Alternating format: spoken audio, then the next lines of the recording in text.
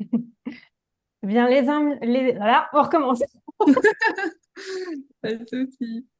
Ça commence bien. Alors, les amis, bienvenue dans un nouvel épisode d'À voix haute. Et aujourd'hui, on a le plaisir d'accueillir Larissa. Salut Larissa. Hello, trop un plaisir d'être ici parmi vous. Merci beaucoup pour cette invitation. Nous aussi, ça nous fait super plaisir. Alors là, du coup, c'est un petit peu particulier parce que j'ai demandé à Julien et tout. Et apparemment, bah, c'est pour nous tous, là, c'est la première fois qu'on va échanger de vive voix avec toi. Euh, je crois que Sébastien, tu t'es pas renseigné, tu Non, connais pas du tout. non, du Donc là, tu as quelqu'un qui te connaît pas du tout. Moi, pour le coup, je te suis sur Instagram avec mon compte perso depuis pas mal de temps. Et j'ai vu aussi que bah, je t'ai vu plusieurs fois dans les stories de Audrey Embarek-Rollin, Oui, qui est ouais, une amie. Donc, ouais. trop bien. Et Audrey. donc, Audrey, pour te dire, oui, c'est une copine que je connais depuis longtemps parce qu'on était au lycée ensemble.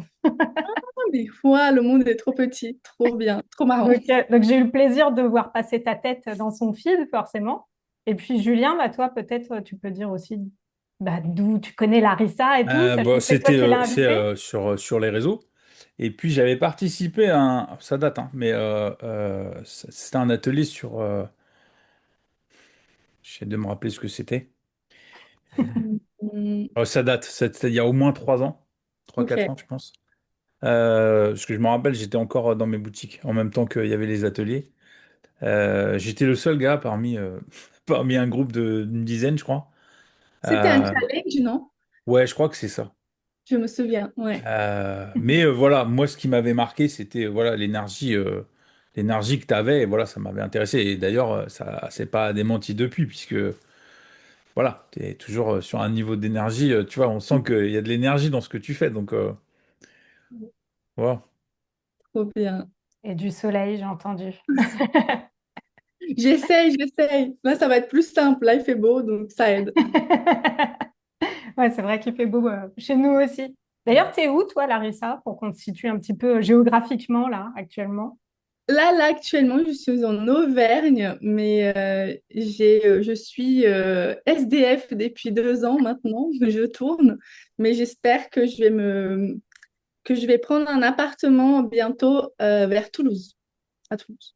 Ah, d'accord, c'est Toulouse qui t'attire? Ouais, voilà. Maintenant, après 2 ans, c'est décidé, donc normalement, ça devrait pas tarder d'ici la fin de l'année, quoi. Ouais, nous, pour te situer, on est vers Orléans. Je sais pas Ok, si tu vois, trop dans bien. le Loiret. Et puis toi, Ouais, Julien, bon, tu as Je suis, déménagé, alors je suis t'es dans où? l'Oise toujours. Non, mais je suis toujours dans l'Oise, au nord de Paris, toujours. On est toujours par là, quoi. ok. Et tu as voyagé beaucoup, non, aussi, Larissa? Parce que là, tu dis, je suis SDF, mais c'est que tu as été digital nomade, non? C'est ça? Ouais, on va dire ça. Enfin, je tourne un petit peu partout, quoi. Après, je suis pas, enfin, j'ai fait quelques voyages, mais je reste souvent en France quand même. En fait, je voulais voir quel est l'endroit qui me plaisait le plus. Et du coup, j'ai pas mal fait des villes et tout. Et là, au bout de 2 ans, je crois que c'est c'est le moment de se poser, quoi. Et l'Auvergne, c'est là où tu as passé ta jeunesse, si je peux dire ça comme ça. C'est Excuse-moi. ça. Je sais pas quel âge tu L'Auvergne, as exactement. Donc... l'Auvergne, c'est là où je suis arrivée en France. Du coup, mes parents, ils habitent, enfin, ma mère habite ici en Auvergne. Du coup, voilà. Mais comment, enfin, pardon, hein, mais tu viens du Brésil? Ouais, c'est ça. Comment, tu vois, la question tout de suite, c'est Ouais, comment pourquoi du Brésil? l'Auvergne, quoi? Pardon, hein, Comment c'est-à-dire que nous, on les arrive en Français, Auvergne? je vais te dire un truc, hein, on n'arrive même pas. Enfin, l'Auvergne, on sait que c'est vers le centre de la France, tu vois, à peu près, quoi. Qu'il y a des volcans, voilà, qu'il n'y a pas beaucoup de population, que c'est. Voilà. Et en fait, tu te dis, mais du Brésil, comment c'est possible? Vous avez jeté une flèche sur une carte ou que c'est possible? À peu près ça. Non, en fait, c'est mon beau-père. Enfin, c'est une histoire très compliquée. Donc, personne de ma famille est français. Et mon beau-père, lui, il est portugais, mais il a toujours vécu en France. Il est venu ici quand il avait 6 ans. Et il s'avère qu'il y a une usine de Peugeot. Donc, ses parents sont venus, enfin, son père est venu travailler à Peugeot il y a quelques années. Donc, bref, il a vécu ici. Et un jour, il a décidé d'aller vivre au Brésil, a rencontré ma mère. Ils ont décidé de venir vivre en Europe. Et comme sa famille habitait déjà en Auvergne, bah, j'ai atterri en Auvergne. Ouais, non, mais ça explique, parce qu'en C'était un fait, choc pour moi aussi. c'est Peugeot, c'est Peugeot. Voilà, t'as juste à dire Voilà. ça, c'est là que ça se passe, quoi. Mm. Ok, Moi, je c'est comme savais ça pour que. Michelin, parce que j'ai ma cousine qui travaille à Michelin, et son conjoint aussi d'ailleurs. Et il y a d'autres, du coup, c'est très, très branché automobile, c'est ça, du coup, Ouais. l'Auvergne. Après, je pense que de manière générale, enfin, je sais pas trop les autres endroits, mais je pense que de manière générale, en France, il y a beaucoup d'usines d'automobiles, quoi. Donc, enfin, en tout cas, ici, il y en a quelques-unes quand même. Qui tourne encore, tu peux rajouter ça, parce Ouais, que qui tournent encore. ça a un peu évolué depuis, c'est un peu, voilà, ils sont un peu exportés en dehors de la France, un peu. Donc, mais ouais, non, c'est fou que tu sois arrivé là, tu vois, le hasard de la vie t'a emmené en Le Auvergne. hasard de la vie en Auvergne. Et ce qui est trop marrant, c'est que aujourd'hui, c'est ma meilleure amie, on parlait du coup d'Audrey. Elle est arrivée la même année dans le même village alors qu'elle a 3000 habitants, elle venait d'Albanie. Et, Ah du- ouais? et en fait, on s'est dit, mais c'est improbable, enfin, le destin fait qu'on soit arrivé la même année au même village, quoi, alors qu'il n'y avait que nous comme étrangères ici. Donc Et c'est un vous peu... étiez ensemble, enfin, t'avais quel âge, du coup, quand t'es arrivée? Je suis arrivée, j'avais 14 ans et Donc, en fait, j'ai dû passer, collège. on n'était pas dans le même collège, mais on a dû passer un examen de niveau de français, un DELF qu'on appelle. Et du coup, en fait, du coup, je suis allée dans son lycée et on s'est rencontrés là-bas parce que la personne disait, mais vous habitez où? Et là, le prof, il dit, ben, nous, on dit le village et il dit, mais c'est dingue, il y a quelqu'un d'autre qui habite dans ce village. Et donc là, on s'est rencontrés. Ouais, et puis du coup, avec l'expatriation, ça crée du lien, forcément. Parce que tu as C'est dit que ça t'a fait un choc d'arriver, et bah, on peut que l'imaginer. Moi, je connais pas très bien le Brésil, mais dans mon imaginaire, c'est un endroit où il fait plus chaud déjà que Clermont-Ferrand. déjà.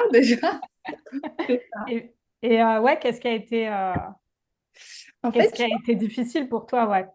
un peu tout en vrai. Parce que moi, quand ben, j'avais 14 ans, je savais à peine placer la France sur une carte, quoi. Enfin, Mhm. à peu près, mais vite fait. Et je pense que je ne me rendais pas compte que ça allait vraiment se faire. Et quand on est arrivé, ben, la langue, déjà, je ne savais même pas dire bonjour, je savais rien du tout. Je suis arrivée en été, donc ça m'a pas si choqué que ça direct la météo, mais bon, après les mois d'après, j'ai bien senti. Euh, la nourriture, enfin, même l'endroit, parce que nous, au Brésil, on est très avenant, on est très chaleureux, on est très vers les autres, quoi. Et même, enfin, il y a de la vie dans... Moi, j'habitais dans un village aussi, enfin, une petite ville au Brésil, mais il y avait toujours du monde dans les rues. Enfin, il suffisait que quelqu'un dise, bah, t'es qui? Je dis, je suis la petite fille de quelqu'un. Ah, mais oui, mais tout le monde se connaît. Enfin, tout le monde s'entraide. Et en fait, en France, enfin, je pensais que c'était bah, le premier monde. Enfin, nous, on nous a toujours appris le Sud, c'est du coup les pays plus pauvres, le Nord, c'est les pays plus riches. Donc, un monde différent. Et en fait, je suis arrivée, il n'y avait personne dans les rues, pas une mouche, personne ne me parlait. Les gens, j'avais l'impression qu'ils me regardaient comme si j'étais une bête de foire. D'autres pas. Enfin, les gens, moi, je comprenais pas ce qu'ils disaient, mais je voyais que les gens rigolaient. En fait, ça m'a traumatisée. Ça m'a traumatisée. Vraiment, ça a été très, très dur quand même la première année. Ouais, j'imagine. Enfin, franchement, enfin, je dis j'imagine, mais c'est juste, tu vois, une projection que je fais en me mettant à ta place. Mais comment tu as fait du coup pour, enfin, est-ce que tout de suite tu t'es dit, bon, bah, allez là, il faut que je sais pas, j'apprenne le français vite. Est-ce qu'il faut que je rencontre des gens? Est-ce qu'il faut que je montre que, enfin, est-ce que tu as essayé de lutter un peu contre ça ou est-ce que ça a été la grosse claque, quoi? Enfin, Ah, bah, je sais même. En fait, heureusement, j'étais avec mon frère. Du coup, on est venus tous les deux. Et en fait, on nous a mis dans la même classe. Comme ça, j'étais pas non plus ultra seule. Et en fait, ça s'est fait un peu avec le temps. Mais je me souviens qu'à l'époque, je voulais pas que ma mère soit triste. Moi, je voulais pas du tout venir. Enfin, déjà de base, je voulais pas venir. Et c'était un peu par obligation. Elle m'a dit, tu viens, et puis c'est tout, quoi. Et du coup, je voulais pas qu'elle soit triste parce que je voyais qu'elle était très contente pour nous. Et du coup, je le cachais beaucoup. Et je me souviens qu'à l'école, des fois, j'allais aux toilettes juste pour pleurer, quoi. J'en pouvais plus. Des fois, en cours, je faisais comme ça. Je baissais la tête et du coup, il y avait des larmes qui coulaient tellement que je me disais, mais qu'est-ce que je fous là? Mais en fait, j'ai beaucoup gardé pour moi, je ne l'ai pas trop dit. Et c'est marrant parce que à cette époque, enfin, bah, voilà, j'avais 14 ans, j'avais aucune connaissance de dev perso, rien du tout. Mais ce qui m'a sauvée, c'était le journaling. Et du coup, même jusqu'à aujourd'hui, c'est quelque chose que je fais. En fait, comme je ne pouvais parler à personne, j'ai commencé à écrire, mais naturellement. Je ne sais pas pourquoi ça m'a pris. Et j'ai commencé à écrire beaucoup de choses. Et c'était, même aujourd'hui, j'y pense, je me dis, pourquoi t'as fait ça? D'où ça t'est venu? Je prenais une feuille à la fin de la semaine ou tous les jours, je ne sais plus trop. En tout cas, je notais ce que je ressentais de positif et les choses que je ressentais de négatif. Et à la fin de la semaine, je prenais des trucs négatifs et je brûlais. Alors que je ne sais pas d'où ça m'est venu. Mais voilà, j'en ai fait un rituel pour vraiment essayer ouais, de me débarrasser de tout ça. Et puis avec le temps, bah, j'avais des cours de français. On avait en fait, au lieu d'aller en anglais et en français tout court, on allait dans nos cours à nous, que moi et mon frère, pour le français. Donc au final, on a commencé à apprendre petit à petit. On n'avait pas trop le choix de toute manière. J'ai deux questions pour toi, moi. Tu parlais du journaling, donc du coup, tu l'écrivais, je suppose, en brésilien. Est-ce Mm. qu'aujourd'hui, tu l'écris en français ou pas? Ça, c'est ma première question. Aujourd'hui, aujourd'hui, j'écris plus en français et d'ailleurs, c'est même marrant parce que j'ai commencé une thérapie récemment, mais cette fois avec une brésilienne. Et je Ah, trouve ça plus dur maintenant de dire mes sentiments en français que de les dire en portugais. Et j'ai remarqué ça là, il y a une semaine ou deux, je me suis dit en fait, mettre des mots sur des ressentis, bah finalement, ça me paraît beaucoup plus logique en français. Enfin, puisque du coup, avec le temps, je me suis habituée, quoi. hmm. Ok. Et du coup, ma deuxième question, tu veux Ouais. dire quelque chose? Non, non, vas-y, vas-y. Ma deuxième question, c'était pas. Donc, tu disais ce qui a été difficile quand tu es arrivé, tu nous as dit un petit peu ce qui a été difficile.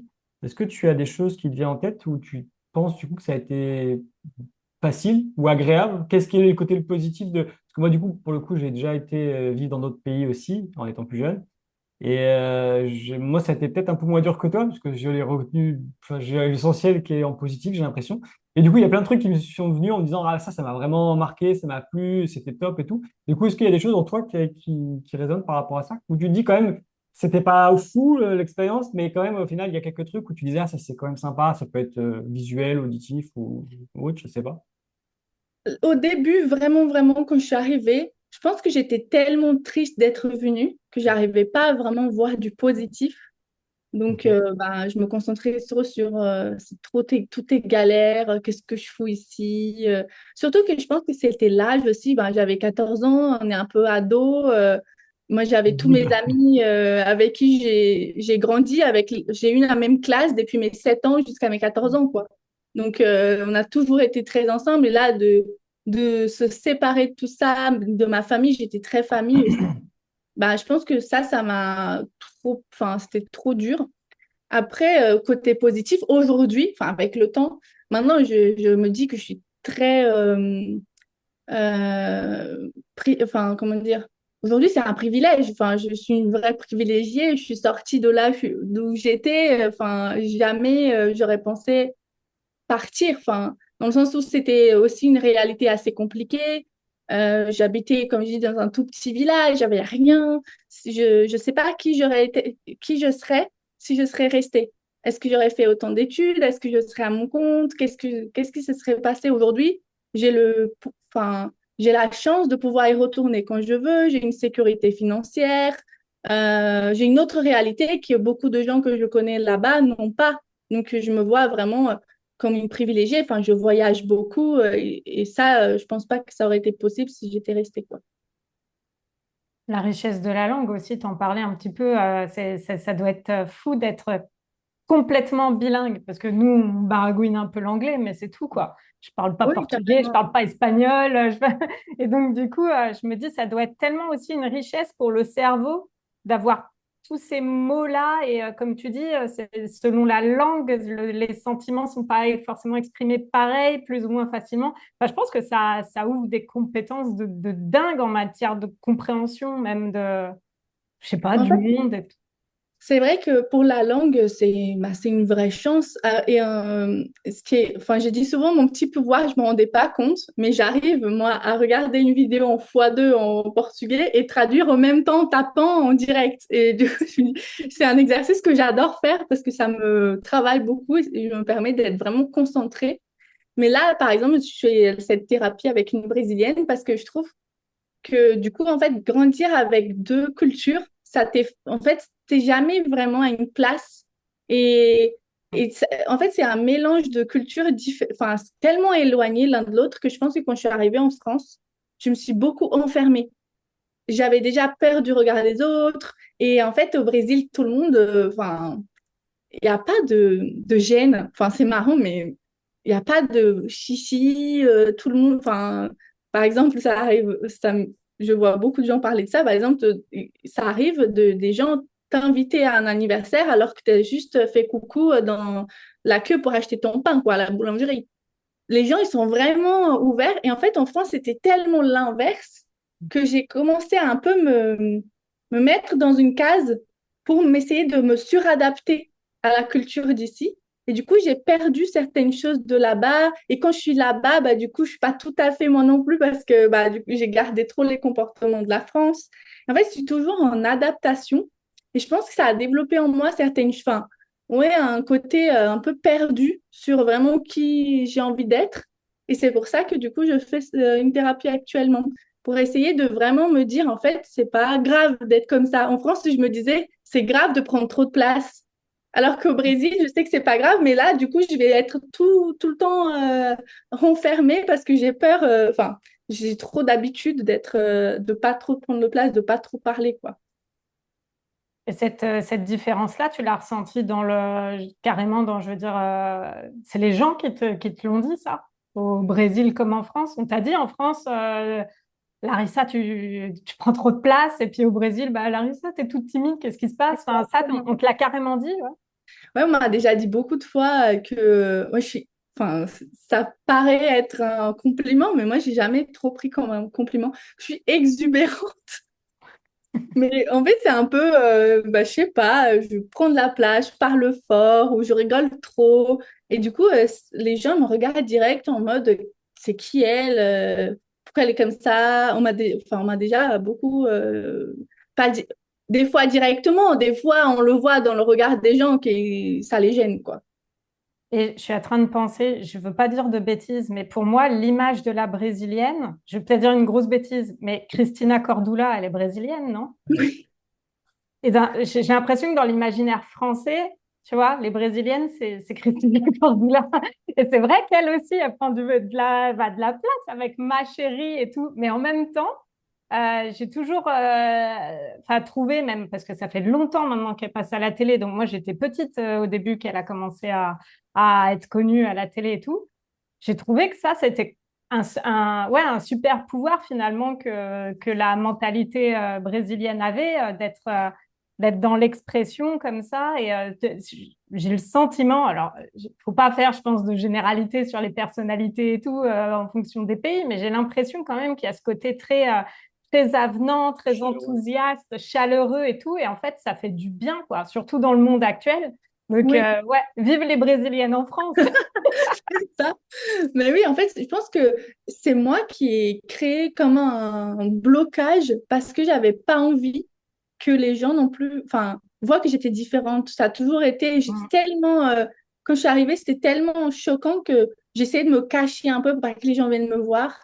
Et à chaque fois, il suffit que j'ouvre la bouche, même jusqu'à aujourd'hui, je dis coucou, ah, tu viens d'où? Ah, mais t'es étrangère, non? Et en fait, c'était toujours, bien sûr, enfin, 80% des cas, je pense que c'est gentil. Les gens, ils sont curieux et c'est cool. Mais en fait, ça a toujours été, enfin, ouais, il y a des moments où c'était pas positif, quoi. Tu sens que, en fait, tu sens que t'es pas à ta place ou que les gens jugent que t'es là, quoi. Du coup, je pense que j'ai essayé un peu de me molder ou de me cacher ou me dire, bon, je fais un peu comme tout le monde pour pas qu'on me voit. Je m'habillais, et c'est trop marrant parce que quand je suis arrivée en France, bah, du coup, moi, j'avais jamais vu le froid de ma vie. Enfin, j'habitais au nord du Brésil, c'est la ligne de l'équateur, il fait super chaud. Et ma mère m'avait acheté une veste rose. Et moi, je suis allée à l'école avec cette veste rose. Et jusqu'à aujourd'hui, mes amis sont restés mes amis du coup depuis le collège. Et à chaque fois, ils me disaient, mais toi, avec ta veste rose, ça nous choquait d'où parce que tout le monde s'habillait au noir. Mais moi, je ne savais pas que les gens s'habillaient au noir. Enfin, pour moi, c'était normal. Et du coup, même quand j'ai eu mes 25 ans, ils m'ont offert une veste rose tellement que ça choquait tout le monde du collège que j'avais une veste rose. Et après, bah, j'ai commencé à m'habiller en noir, j'essaie de me cacher, j'essaie de faire comme tout le monde. Bah, les Brésiliennes sont très sexualisées aussi. Direct quand je sortais, que je disais je suis brésilienne, ah mais du coup, en fait c'était un peu brésilienne, ça veut dire meuf chaude, je sais pas quoi. Et du coup, bah, ça m'est arrivé plein de fois de mentir, de dire bah, je suis italienne, je suis de je sais pas quoi, tellement c'était trop négatif. Enfin, pour moi, c'était négatif, quoi. Du coup, j'essayais de me cacher, de ne pas me montrer, que personne sache que j'étais X ou Y, parce que direct, on m'associait à certaines choses que je n'aimais pas, quoi. Dans ce que tu partages, on ressent bien effectivement comment ça a dû être un challenge de construire ton identité là-dedans, C'est quelque ça, part. c'est Et, ça. et du coup, ouais, moi, j'ai encore deux questions là. Donc, si je peux y aller, j'y vais. Vas-y. Ça va, les gars? Bon, allez, je continue. Ma première question, comme je connais pas du tout, au Brésil, c'est quoi le rapport avec tout ce qui est dev perso, la psychologie? Là, comme tu disais, donc tu fais une thérapie là-bas. Enfin, comment là-bas, enfin, c'est quoi le rapport finalement avec ce développement personnel qu'il y a beaucoup en France et notamment ces dernières années, quoi? Euh, de ce que je pense, enfin, c'est vraiment moi ma perception des choses. Je sais qu'avant, c'était peut-être pas assez bien vu. Les personnes, tu vas voir un psy, c'est pas bien. Ou les gens, ils ont, de manière générale, c'est un pays catholique. 80% des gens enfin, croient en Dieu. Et je pense qu'en fait, il y a beaucoup ce côté foi et ça aide énormément de monde. Mais dès que tu vas voir un psy, c'était peut-être, bah, t'as pas assez la foi ou Hmm. c'est des gens qui manquent un peu de lien avec Dieu ou quelque chose comme ça.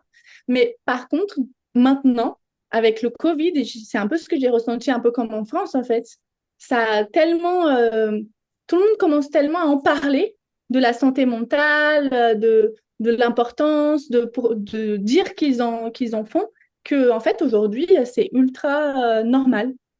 Je pense que ça fait vraiment partie de choses quotidiennes, comme là, j'en parle, je suis à une thérapie, mais en fait, au Brésil, c'est un peu comme ça aussi. Les gens parlent naturellement, comme si c'était bah, je vais au sport ou je vais au coiffeur, quoi.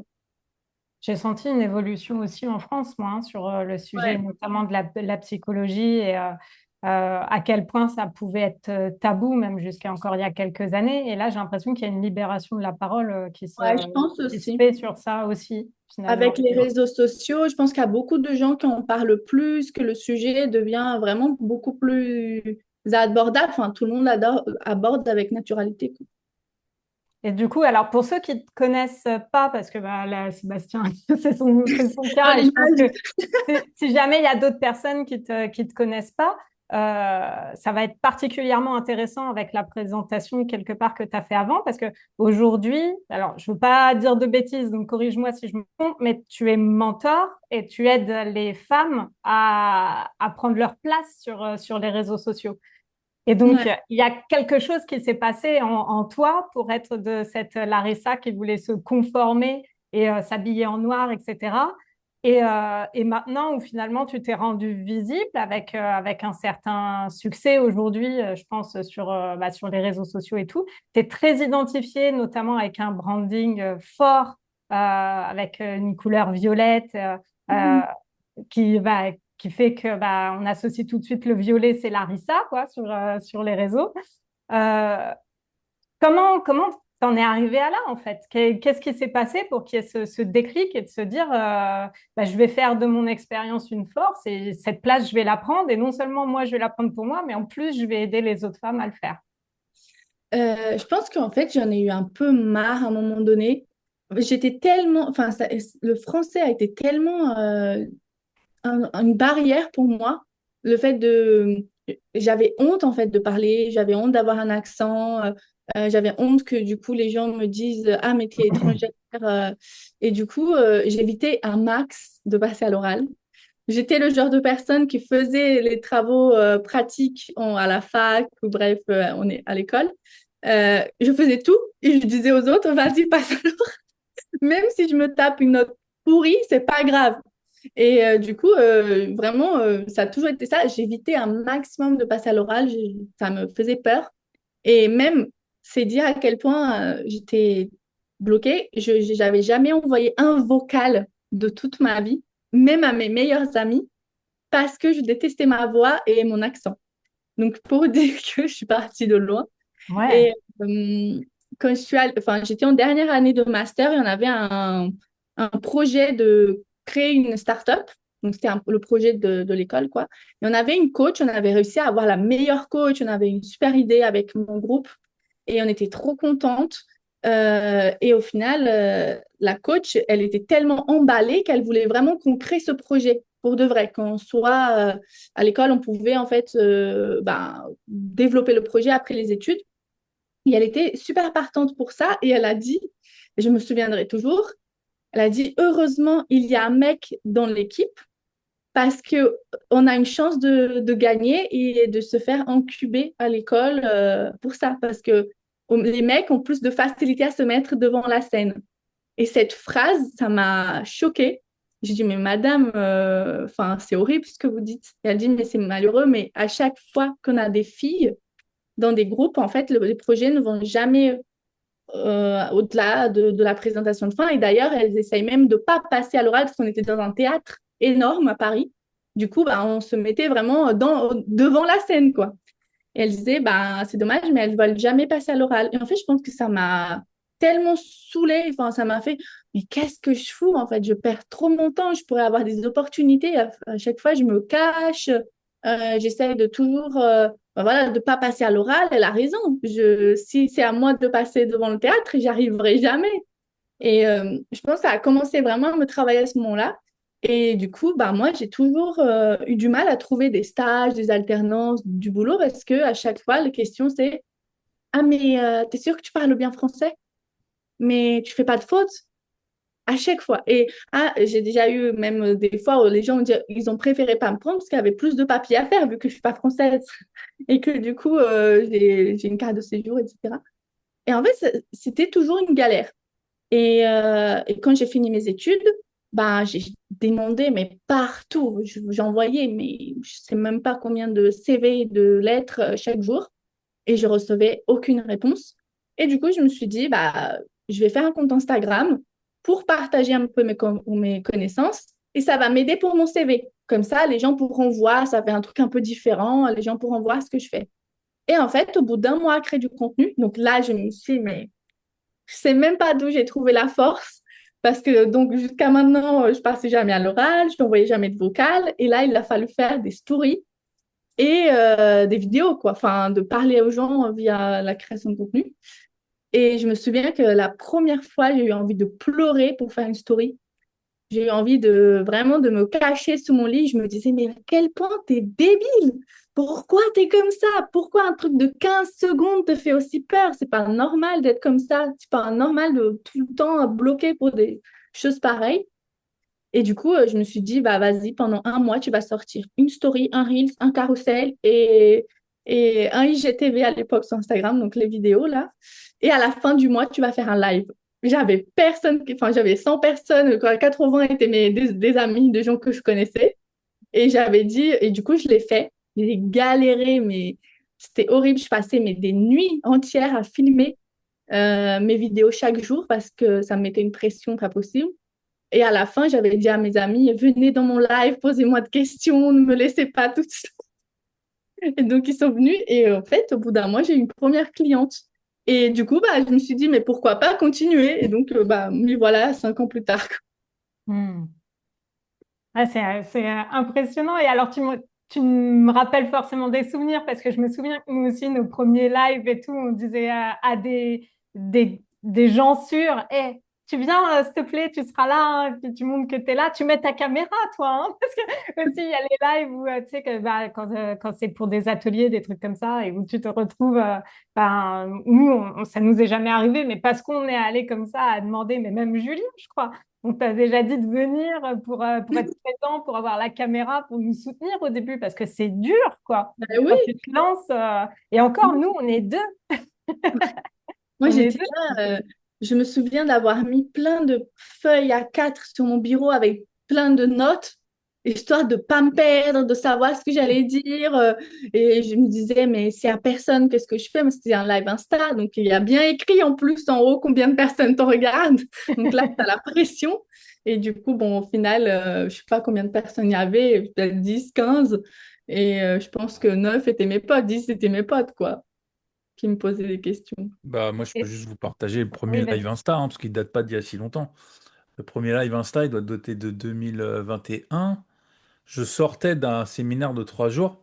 Et en fait, on dit avec un groupe de filles qu'on était, on se fait un live pour partager nos impressions après le séminaire et tout. Ok, on se donne rendez-vous lundi 19h, tout ça. Ok. Je lance le live. Ok, je commence à parler, tout ça. Et puis, pendant que je parle, je reçois des messages. Les filles, elles ont juste oublié d'installer en fait Instagram en fait. Ah oui! Donc, je parle, bien évidemment, la technique, c'était pas leur fort. Je suis pas sûr que ce le soit encore, mais et donc, bah, je fais un live en fait où on est censé être plusieurs, et en fait, pendant un quart d'heure, je suis tout seul. Mm. En disant, elles vont arriver, tout ça. En fait, elles arrivent jamais. Ah, ça, c'est Euh, un moment où on se sent seul quand alors, même. on se sent seul, et au final, j'ai revu le truc. Alors, on voit que moi, je me connais, donc je sais que c'est qu'est-ce que je fais là. Je me dis, mais pourquoi j'ai. Et au final, ça passe quand même, hein. J'ai quand même tenu un quart d'heure en live pour parler de ce que j'ai vécu. Mais voilà, première expérience. Mm. Venez, on sera plusieurs. Tiens, bah voilà. Voilà. C'est, moi, du coup, j'ai fait toute seule. Et après, j'en ai pris enfin, j'en faisais un par semaine, du coup. Et en fait, quand j'ai commencé à en faire à plusieurs, finalement, j'aimais moins. Parce que j'étais plus perdue sur quel est le temps de la parole de chacun et tout. Ça mettait plus de pression. Comme quoi, en vrai, tu t'entraînes tellement. Enfin, moi, j'en ai tellement fait toute seule que maintenant, je préfère, quoi. Je trouve que Et c'est là, plus sympa meublé. ce que tu disais là sur enfin, sur le fait que tu t'es lancé à fond là-dedans, que tu t'es mis un objectif vachement haut et tout, mais qu'est-ce qui t'a fait tenir en fait? C'était quoi ton truc là pour y aller comme ça? Parce que, enfin, t'aurais pu abandonner 1000 fois, quoi. Ne serait-ce que par la peur ou parce qu'au début, bah, c'était la galère ou voilà. C'était quoi qui t'animait là dans les tripes? Là, après, en fait, j'ai commencé à vraiment découvrir, je pense, le monde de l'entrepreneuriat, l'entrepreneuriat féminin. Et en fait, je me disais, mais j'aimerais tellement que ce soit ma réalité. Moi, je me suis toujours dit, c'est pas un monde pour moi. Enfin, les gens qui réussissent, les gens qui ont de l'argent, les gens voilà, qui ont le temps, X, Y. Je me disais toujours que c'était pas pour moi, que moi, j'avais pas le droit.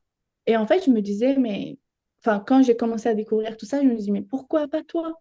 Pourquoi pas enfin, avoir tout ça, mais c'est pas trop rêvé, quoi. C'est peut-être possible. Et je pense que je me suis pas mal accrochée à ça. Et il y a une phrase que j'utilise jusqu'à aujourd'hui qui fait partie de mes mantras. Je pense que ce qui me motive le plus, c'est de me dire, bah, je viens pas d'une famille prospère, mais une famille prospère viendra de moi. Et en fait, tout ce que je fais en pensant à mes enfants, que j'ai pas encore, hein.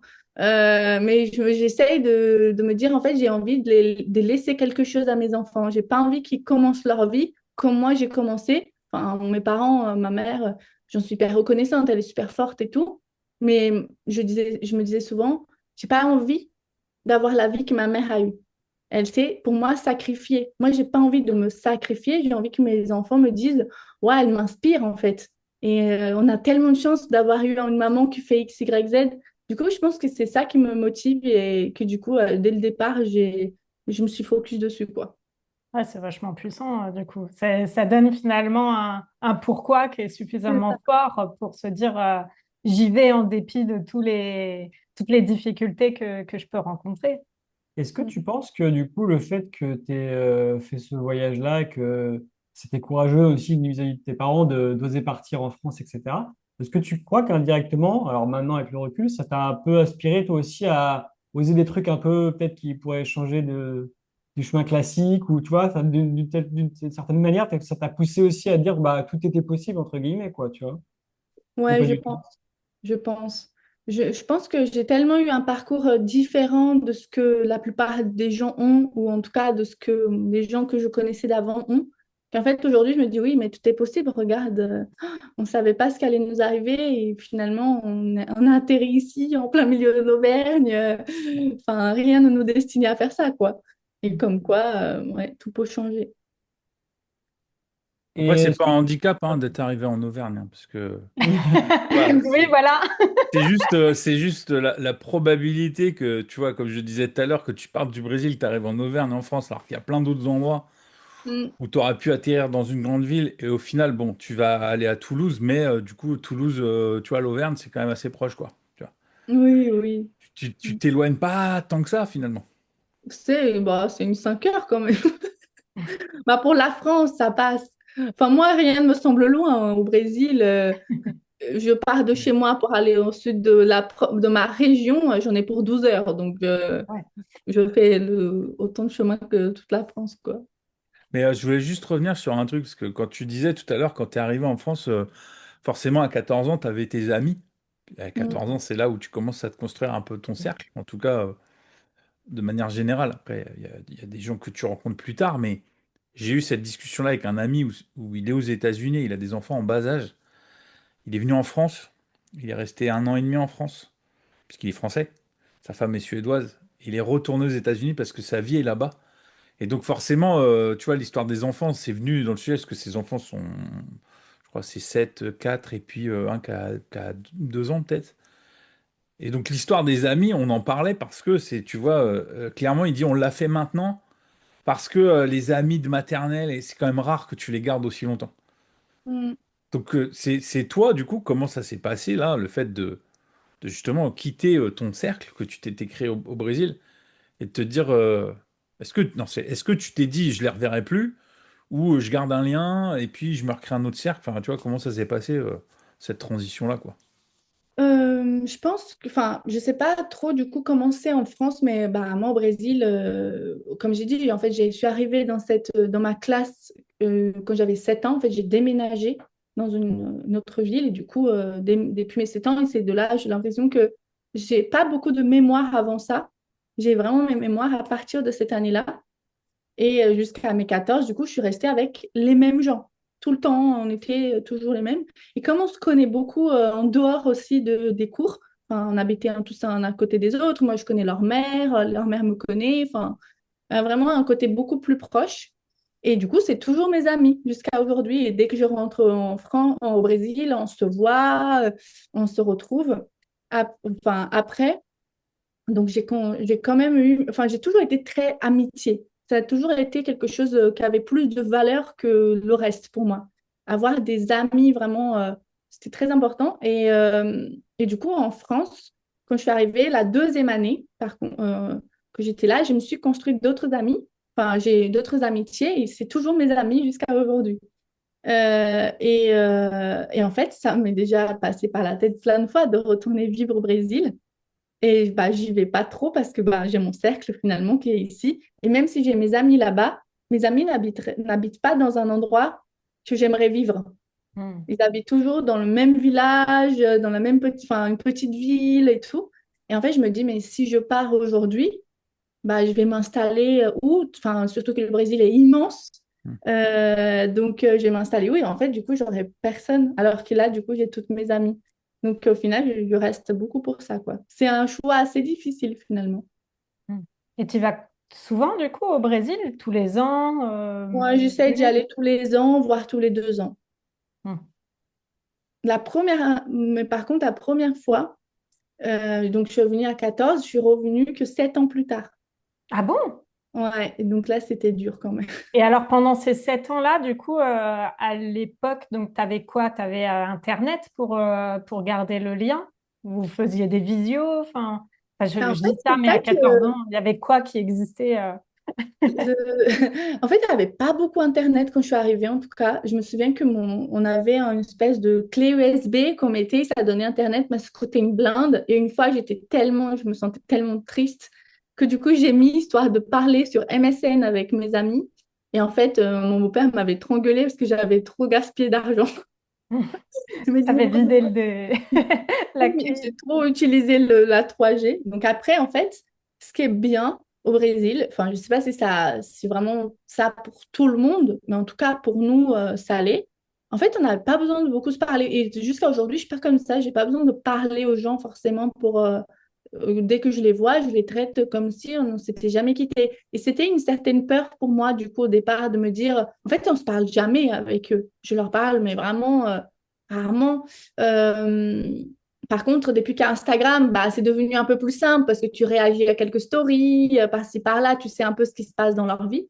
Mais je ne suis pas à discuter ou faire des appels, quoi. Par contre, dès que je rentre, je leur dis, bah voilà, on a un groupe de l'école, justement, où il y a tous les gens qui étaient dans ma classe. On dit, bah voilà, je suis là pendant tant de temps, on se retrouve, du coup, on se voit régulièrement pendant que je suis au Brésil, quoi. J'ai un autre truc, moi, qui me reste là. Il faut que je te le demande parce que du coup, tu as parlé de la nourriture qui t'avait choqué quand tu es arrivé. Mais qu'est-ce qui t'a choqué? Qu'est-ce qu'on t'a donné à manger ici, quoi, qui t'a fait La bizarre? première chose que j'ai mangée, enfin mangée, quand j'ai mis les pieds en France, je suis sortie de l'aéroport, de l'avion, j'étais à l'aéroport et j'ai demandé de l'eau. On m'a donné une Evian, j'ai dit même l'eau ici est dégueulasse. T'as pas aimé les viandes? Je sais pas pourquoi, j'aime pas l'Evian, mais après en fait, enfin, je suis pas très non plus passionnée de bouffe. J'ai jamais été une. Je sais qu'en France, du coup, c'est quelque chose de très important. Donc, même ça, j'ai essayé de le dire parce qu'à chaque fois, les gens me critiquaient. Quoi? T'aimes pas manger? Euh, donc, donc, je suis pas non plus une passionnée. Aujourd'hui, j'aime bien, mais il y a plein de trucs que je préfère quand même la nourriture au Brésil, quoi. Parce que Enfin, du mais coup, plus que alors là. c'est peut-être que c'est parce que j'ai vu la vidéo de McFly et Carlito avec Christina Cordula et que je me suis dit, ah bah, ils aiment bien manger aussi parce que c'était une vidéo qui Oui. tournait autour de l'alimentation. Mais j'ai aussi un peu cet imaginaire que ça mange bien là-bas. Oui, ça mange bien. Après, en fait, je trouve que en France, bah, comme ils disent, c'est le pays gastronomique, donc tout est fait différemment. La viande, tu peux pas de sel, enfin, les ingrédients, c'est vraiment séparé. Nous, c'est un fourre-tout, c'est pâtes, riz, salade, viande, enfin, tout est un peu mélangé.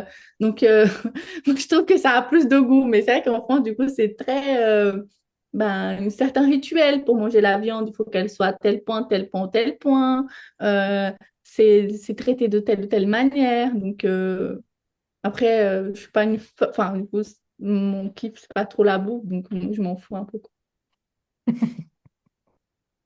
Par contre, deuxième chose que j'ai mangé en France, c'était une mousse au chocolat. Et là, j'ai kiffé. Par contre, la pâtisserie, Il n'y avait pas là-bas, tu connaissais pas la mousse au chocolat? si, mais Meilleure en France. ouais, je sais même pas si j'en avais déjà mangé. En vrai, je crois pas, hein. Je me souviens pas, mais en tout cas, je me souviens d'avoir mangé. Enfin, c'était le jour où je suis arrivée et j'ai dit, waouh, mais ça, c'est par contre trop bon, quoi. Bah, Julien, il en fait une bonne de mousse au chocolat. Voilà. Ouais, Il nous a ouais, fait ouais, goûter une fois, on s'est régalé, hein. c'est ça. Oui, je sais faire la mousse au chocolat, entre autres. Entre autres, ah bah c'est bien. Des fois, je me dis, je me suis peut-être trompé de voie, tu vois. Des fois, je me dis, Ah, je vais peut-être me mettre à la cuisine, parce que vraiment, ouais, c'est un truc que j'aime bien. Donc, voilà, tu voyages. bah ouais, je connais enfin, plein de gens en France qui adorent cuisiner, quoi. C'est vraiment une passion. Moi, Moi, j'aime. ça me détend, en fait, Mm. cuisiner. C'est peut-être un des rares moments où, voilà, l'esprit, il est à ce que tu fais, et du coup, voilà, t'es apaisé, quoi. C'est une sorte de méditation, tu vois, la cuisine. Donc, après, voilà, faut aimer ou pas, mais voilà, c'est comme ça, quoi. Ouais, j'ai pas eu cette chance d'aimer ça. Ben, je crois que moi, c'est venu par la force des choses, hein. Tu sais, c'est pas. Moi, j'observais mes grands-mères cuisiner. Mm. Mes grands-mères, elles étaient pieds noirs d'Afrique du Nord. Donc, cuisine méditerranéenne, orientale, tout ça, tu vois. Et donc, moi, je les ai observés, puisque il n'y a pas de livre de recettes. de famille. Ça n'existe pas, les livres de recettes. Ces livres de recettes, ils sont dans la tête. C'est à peu Donc, près. donc je les ai observés. En fait, c'est que ouais, je les ai observés depuis tout petit. Je faisais commis de cuisine dès tout petit. Ça me fascinait de les voir cuisiner, tout ça. Donc j'étais là, qu'est-ce que je dois couper, qu'est-ce que je dois faire, voilà. Et donc je les ai observés. Et il y a plein de recettes que je fais maintenant et qui sont inspirées de ce qu'elle faisait. Donc c'est pareil, j'ai pas de livre de recettes. Tu vois, tout est là, tout est dans ma tête. Euh, et c'est par la force des choses. Je voyais ma mère faire de la sauce tomate un peu rapido parce qu'elle avait pas le temps, elle était occupée. Donc je disais, mais on peut prendre le temps de couper des oignons et tout ça. Je devais peut-être avoir peut-être 7 8 ans, tu vois. Ouais. Ça a commencé par ça, en disant, OK, elle va faire une série de pizzas. OK, je vais m'occuper de la sauce tomate. Donc à 8 ans, je faisais la sauce tomate pour les pizzas, les dizaines, douzaines de pizzas qu'on faisait. Donc c'est moi qui m'occupais de la sauce tomate, couper les oignons, faire cuire, assaisonner, tout ça. Donc ça a commencé comme ça. Et après, bah forcément, je sais que j'ai un problème avec ça, c'est que j'aime bien pas bien manger, bien dans le sens que ce soit bon en fait. Tu vois, faut que voilà, que ça ait un peu de goût, que ça soit voilà, qu'il y ait un peu de couleur. Dès que c'est un peu fade ou que tu sais, tu manges et il n'y a pas de goût, cuit à l'eau, tout ça. Ouais, ça peut me saper le moral en fait. C'est vraiment un truc, ça peut me mettre de mauvaise humeur limite. Parce que ouais, non, bah ouais, non, tu disais en France, la bouffe c'est important. Bah ouais, en fait, je sais pas, il y a de la chimie dans mon cerveau quand on mange bien, il y a un truc quoi. Donc, Ouais, je pense, ouais. ouais. Il y a ce côté, enfin, les gens, ils aiment bien prendre le temps pour manger. Ça aussi, je parle bouffe, mais même rien que ça, le fait de prendre le temps, de vraiment sentir les goûts. Mais un repas au Brésil, par contre, ça dure jamais 1 heure, 2 heures. En France, à Noël, le premier Noël que j'ai passé dans une famille française, j'ai cru que j'allais jamais y arriver. Je me suis dit, j'avais déjà des crampes. À force de tellement manger, je me disais, mais comment ils font ces gens? Ils font que manger. Il faut faire vraiment tout un rituel et tout, ce que je trouve génial. Mais c'est vrai qu'il faut, je pense, soit il faut vraiment apprécier ça enfin, la nourriture de base, soit il faut vraiment être né pour aimer ça, quoi. Je pense qu'à ce moment de partage, du coup, pour moi, c'est trop distant de ma réalité, quoi. Bah j'aime pas moi les repas longs, hein. Ah ouais? Ah Ah non, bah, c'est le j'aime bien premier bien que j'entends manger, ça. mais les repas longs, les marathons culinaires, moi, laissez-moi Ah tranquille. ouais, on est d'accord, Ah c'est non, mais c'est interminable. moi le Que tu premier. commences à le vendre comme ça, t'en peux plus. Moi, à Noël, C'est... parce que l'exemple, c'est souvent à ce moment-là où Ouais. vraiment tu rallonges un peu les repas. Euh, les repas, je les fais moi, parce que là, ça fait plusieurs années où je fais mon saumon, je fais mon foie gras, et ça m'occupe. Et Pas du coup, vraiment puis investi. une fois que tu as goûté, tu te dis non, mais j'achète plus de trucs tout faits, quoi. Je le fais moi-même parce que voilà, ça prend du temps, mais les repas sont pas longs, c'est 1 h 30, 2 heures max, quoi, tu vois. Pas plus, pas plus. Avec l'ouverture des cadeaux, hein, je parle. Tu vois, c'est tout Compris. compris, quoi. Avec le dessert, tout, quoi. Mais Mm. du coup, c'est aussi de se dire, tu vois, tu disais c'est le partage et tout ça, c'est ça aussi, c'est de se dire, ok, j'ai cuisiné, ah, ça a pris du temps et tout, j'ai réfléchi à tout, et en fait, tu vois, moi, ce que j'adore, bah, déjà, moi, je sais ce que j'ai fait, c'est bon. Mm. J'ai passé du temps et j'ai réfléchi au truc, c'est de voir la tête des gens manger. De C'est leur juste faire voir leur plaisir. tête et faire, oh, ah ouais, quand même. Tu vois, juste ça, tu dis, bon, ça va, c'est cool. On est dans le partage alors, tout va bien. Mais c'est vrai que je trouve que je sais pas si c'est propre aux Français, mais le nombre de fois où on nous a fait trop manger et au point que bah, ça nous met mal, quoi. Moi, je me souviens d'un Noël ou un Nouvel An, je sais plus, où il a fallu que je me change parce que je tenais plus dans ma robe. Ça m'appuyait trop, quoi, dessus et ça me rendait mal tellement ça m'appuyait. Je me souviens, j'étais chez des amis, j'ai carrément dû emprunter un t-shirt pour homme. Je me souviens, c'était un gros t-shirt de basket, donc du coup, ça me faisait une robe, mais très lâche, quoi. Et donc, du coup, enfin, j'avais pas eu le choix que de me changer, tellement je m'étais rendue malade quelque part. Et donc, ça, c'est vrai que je vois beaucoup maintenant, j'ai vu passer par rapport aux enfants où ça dit, bah, ne forcez pas un enfant à finir Mm. son assiette parce qu'en fait, il sait gérer et il sait quand il doit s'arrêter. Bah, avec les années d'entraînement à la française, t'es complètement détraqué là-dessus. Et donc, es obligé de réapprendre finalement à écouter le sentiment de satiété et de te dire non, là, je Ouais, stoppe j'en peux parce que j'ai plus, quoi. plus faim. Et Ouais. c'est compliqué, ouais. Je pense que, on est nombreux dans ce cas-là en France à devoir réapprendre parce qu'on, justement, on a été habitué à des repas à rallonge. Mm. C'est clair. Et puis même, je dirais même plus, je pense que c'est ancré, hein. Parce que on va finir le plat, on va quand même pas laisser ça. Et du Oui. coup, tout le monde se reprend une plâtrée parce que t'as pas le choix. Pour peu que tu es Pour mes considéré grands-parents ou comme mes parents, ouais, pour peu que tu sois considéré comme quelqu'un qui mange beaucoup, qui aime bien manger, le gourmand. j'allais dire pour peu que tu sois considéré comme la poubelle de table. Parce que Ouais. souvent, les gros mangeurs, c'est un peu ça. Et donc, je vois même dans ma famille, quand Sébastien venait, on a été obligé au bout d'un moment de dire, oh, c'est bon, parce que c'était, allez, Sébastien, tu termines le plat.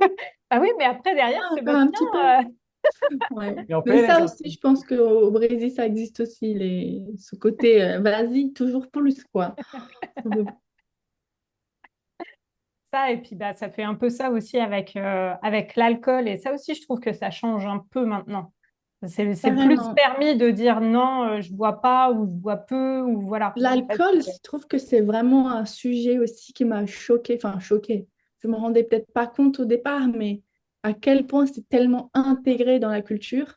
Et en fait, bah, moi j'étais jeune, bah, voilà, tu te mets à boire, tu fais des soirées et tout, mais c'était comme si c'était dépendant de je vais m'amuser ou pas. J'ai jamais été comme Mm. ça, moi je m'amuse. On met de la musique, voilà, hein, je fais des grosses fêtes toute seule dans ma tête, il n'y a pas de problème. Et en fait, pendant longtemps, c'était ah bah si je bois pas, je m'amuse pas. En fait, je trouvais ça horrible de se dire ça. Et Mm. combien de fois, ça m'est déjà arrivé aussi, d'aller en soirée et du coup d'être vraiment à fond et tout, danser, et les gens me disent ah mais elle est morte bourrée, alors que j'avais bu de l'eau toute la soirée. Et Ouais. tellement, il y a ce côté, ah, mais je prends de la place, quoi. Et je me dis, mais je suis même pas bourrée, pourquoi elle dit ça? Et aujourd'hui, je bois plus d'alcool. Et je me souviens, j'ai arrêté quelques mois avant les JO. Et je suis allée dans un truc de supporters brésiliens. Et du coup, bah, par contre, au Brésil, ils boivent beaucoup de bière et tout. Et en fait, ben, je connaissais personne. Je suis venue, mais vraiment toute seule, juste pour voir. Et donc, direct, je me suis fait des copains. Et ils m'ont dit, ah, bah, tu veux boire quoi? Et puis, moi, je dis, ah, mais je bois plus d'alcool. Direct, ils étaient là, ah, c'est génial, bravo et tout. Enfin, c'est normal. En France, à chaque fois que j'arrive, je dis, moi, non, je bois pas d'alcool. Ah bon? Mais tu fais comment? Ah, mais tu vas pas t'amuser, mais t'es pas drôle, en fait. Oh là là, mais allez, juste un petit peu. La réaction est tellement différente. Et je suis là, ah ouais, quand même. Enfin, là, je me rends vraiment compte en France, à quel point c'est tellement dans la culture. Enfin, heureusement, ça change maintenant, je Mm. pense aussi. Mais encore beaucoup de monde chez qui cette croyance, enfin, cette habitude est aussi ancrée, quoi. Mais j'ai l'impression que c'est même pas que lié à cette habitude-là, hein. Je pense que tout ce qui est un peu différenciant en France est pas très bien vu, tu vois. Que ce soit l'alcool ou si tu fais les choses un peu différemment, tout de Mm. suite on va te dire ah bon, ok, bizarre. J'ai C'est l'impression, pas trop valorisé, c'est un peu le vilain petit canard, quoi. Genre j'ai toi, c'est bizarre, l'impression que toi. les Français, alors je sais Ils pas aiment bien si l'esprit de groupe, quoi. Tout le monde Je se suit. je sais pas si c'est propre aux Français ou propre à l'humain, Peut-être humain, ouais. mais on aime bien pouvoir mettre les gens dans des cases et dire ah bah c'est bon, je l'ai compris celui-là, je sais, il fait partie de cette catégorie-là, hop. Et ça manque souvent de nuances, je trouve. Mm. Et donc je me dis dès que tu sors un petit peu de la norme, bah, t'es Mhm. l'extraterrestre quelque part. Et c'est pas toujours facile du coup quand tu agis différemment, quand tu fais des choix différents et tout, de se dire est-ce que je les tiens jusqu'où finalement je suis prête à aller à respecter mes choix et tout ça quand t'as les autres finalement Ouais, une pression qui te sociale jugent. derrière, quoi. C'est ça, ouais. Et donc, du coup, ça revient encore un petit peu au sujet de ce que tu fais. Toi, ce serait quoi finalement tes conseils par rapport à ça pour dire, bon, bah allez, comment, malgré cette pression, je me dis, non, je continue parce que je sens que c'est ça qui est bon pour moi, même si je suis pas dans les cases, même si je veux, je sais pas, oser me montrer, enfin, tout ce que tu as pu dire et que là, toi, tu as brillamment réussi à faire ces dernières années, quoi. Je sais pas si c'est une question de personne. Enfin, moi, je sais que j'ai toujours été très principe. Je sais pas pourquoi, mais je dis ça et je dois tenir ça. Je tiens vraiment ce que je raconte. Par exemple, le fait de fumer, et ça a toujours été quelque chose que j'étais contre. Et puis, enfant, je me disais, mais jamais je fumerai. Je déteste les gens qui fument. Jamais j'achèterai une paquet de clopes. Je n'ai jamais acheté un paquet de clopes. Même pour mes potes, Pareil. tu peux me demander tout ce que tu veux. Je peux te prêter de l'argent pour tout ce que tu veux, mais jamais pour acheter des clopes. Et du coup, je me suis toujours tenue à ça. Et quand j'ai dit j'arrête de boire de l'alcool, ben, t'as beau me donner toute la pression, la décision est tellement déjà ancrée dans ma tête Mm. que, en fait, bah, voilà. Au départ, c'était un peu difficile quand même. Les gens, ils insistent. En fait, c'est pas tant le fait de pas le faire, c'est vraiment juste les gens te posent trop de questions. Et à force, bah, t'as juste pas envie de passer 30 minutes à expliquer pourquoi du comment et de devoir te justifier. Donc, je pense que c'est surtout ça qui est chiant. Mais après, une fois que voilà, avec le temps, ça devient plus simple. Et peut-être que tu vois après un peu les mêmes personnes, donc ils commencent à comprendre que tu vois pas. Même, par contre, encore jusqu'à aujourd'hui, il y a encore des gens de mon entourage qui à chaque fois, tu veux un verre? Non, mais attends, ça fait 2 ans, 3 ans que je parle plus, que je te le dis à chaque fois, mais bon, ok. Non, toujours pas. Donc, je pense que c'est vraiment une question de décision dans sa tête et de se dire, ben, en fait, je m'y tiens et je fais ce que je me suis dit que j'allais faire. Et je pense que ça aide aussi beaucoup le cerveau de se tenir ses propres paroles, ses propres promesses. Mm. Donc, je me dis toujours ça. En fait, si je lâche là, c'est comme le sport, j'ai commencé récemment. Par contre, j'étais nulle. Enfin, je suis toujours nulle d'ailleurs. Je commençais là en janvier.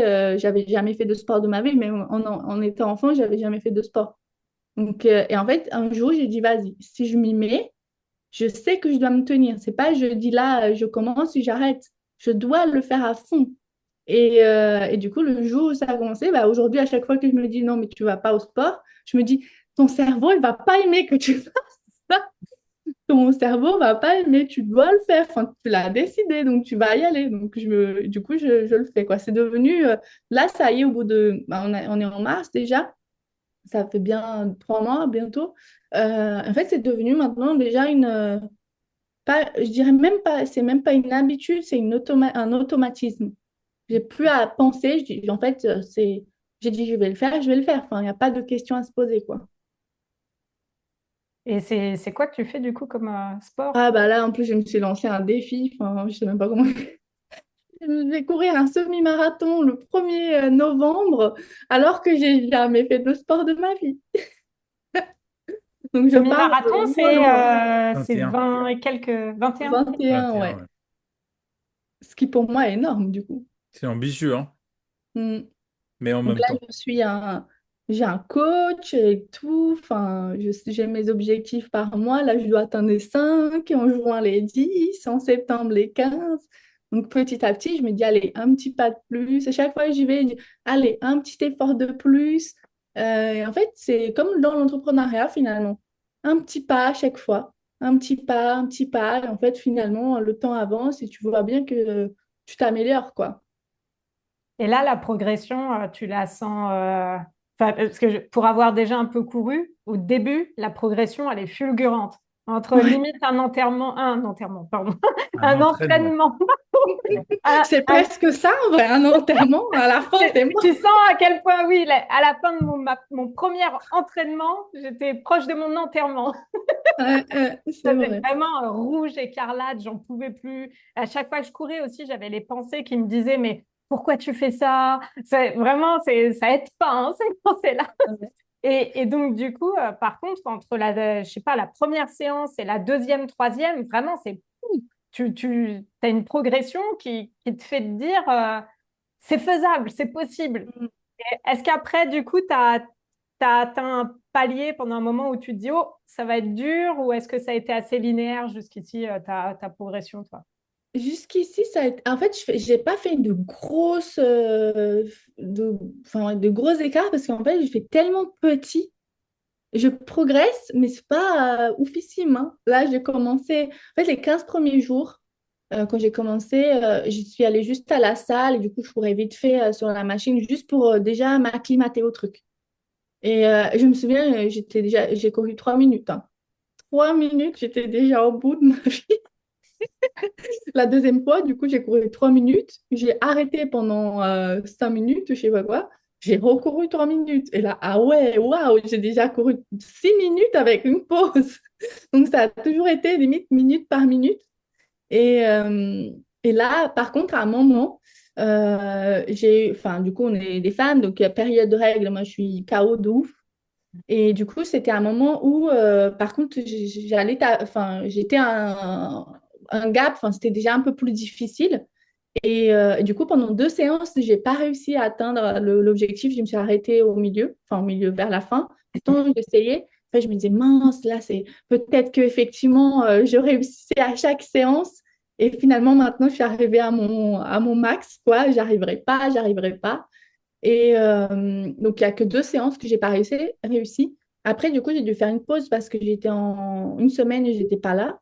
Donc, j'ai pas pu courir. Et par contre, en revenant, je me suis dit, putain, mais jamais je vais arriver à reprendre déjà ce que j'avais pas réussi la dernière fois. Ça va être chaud.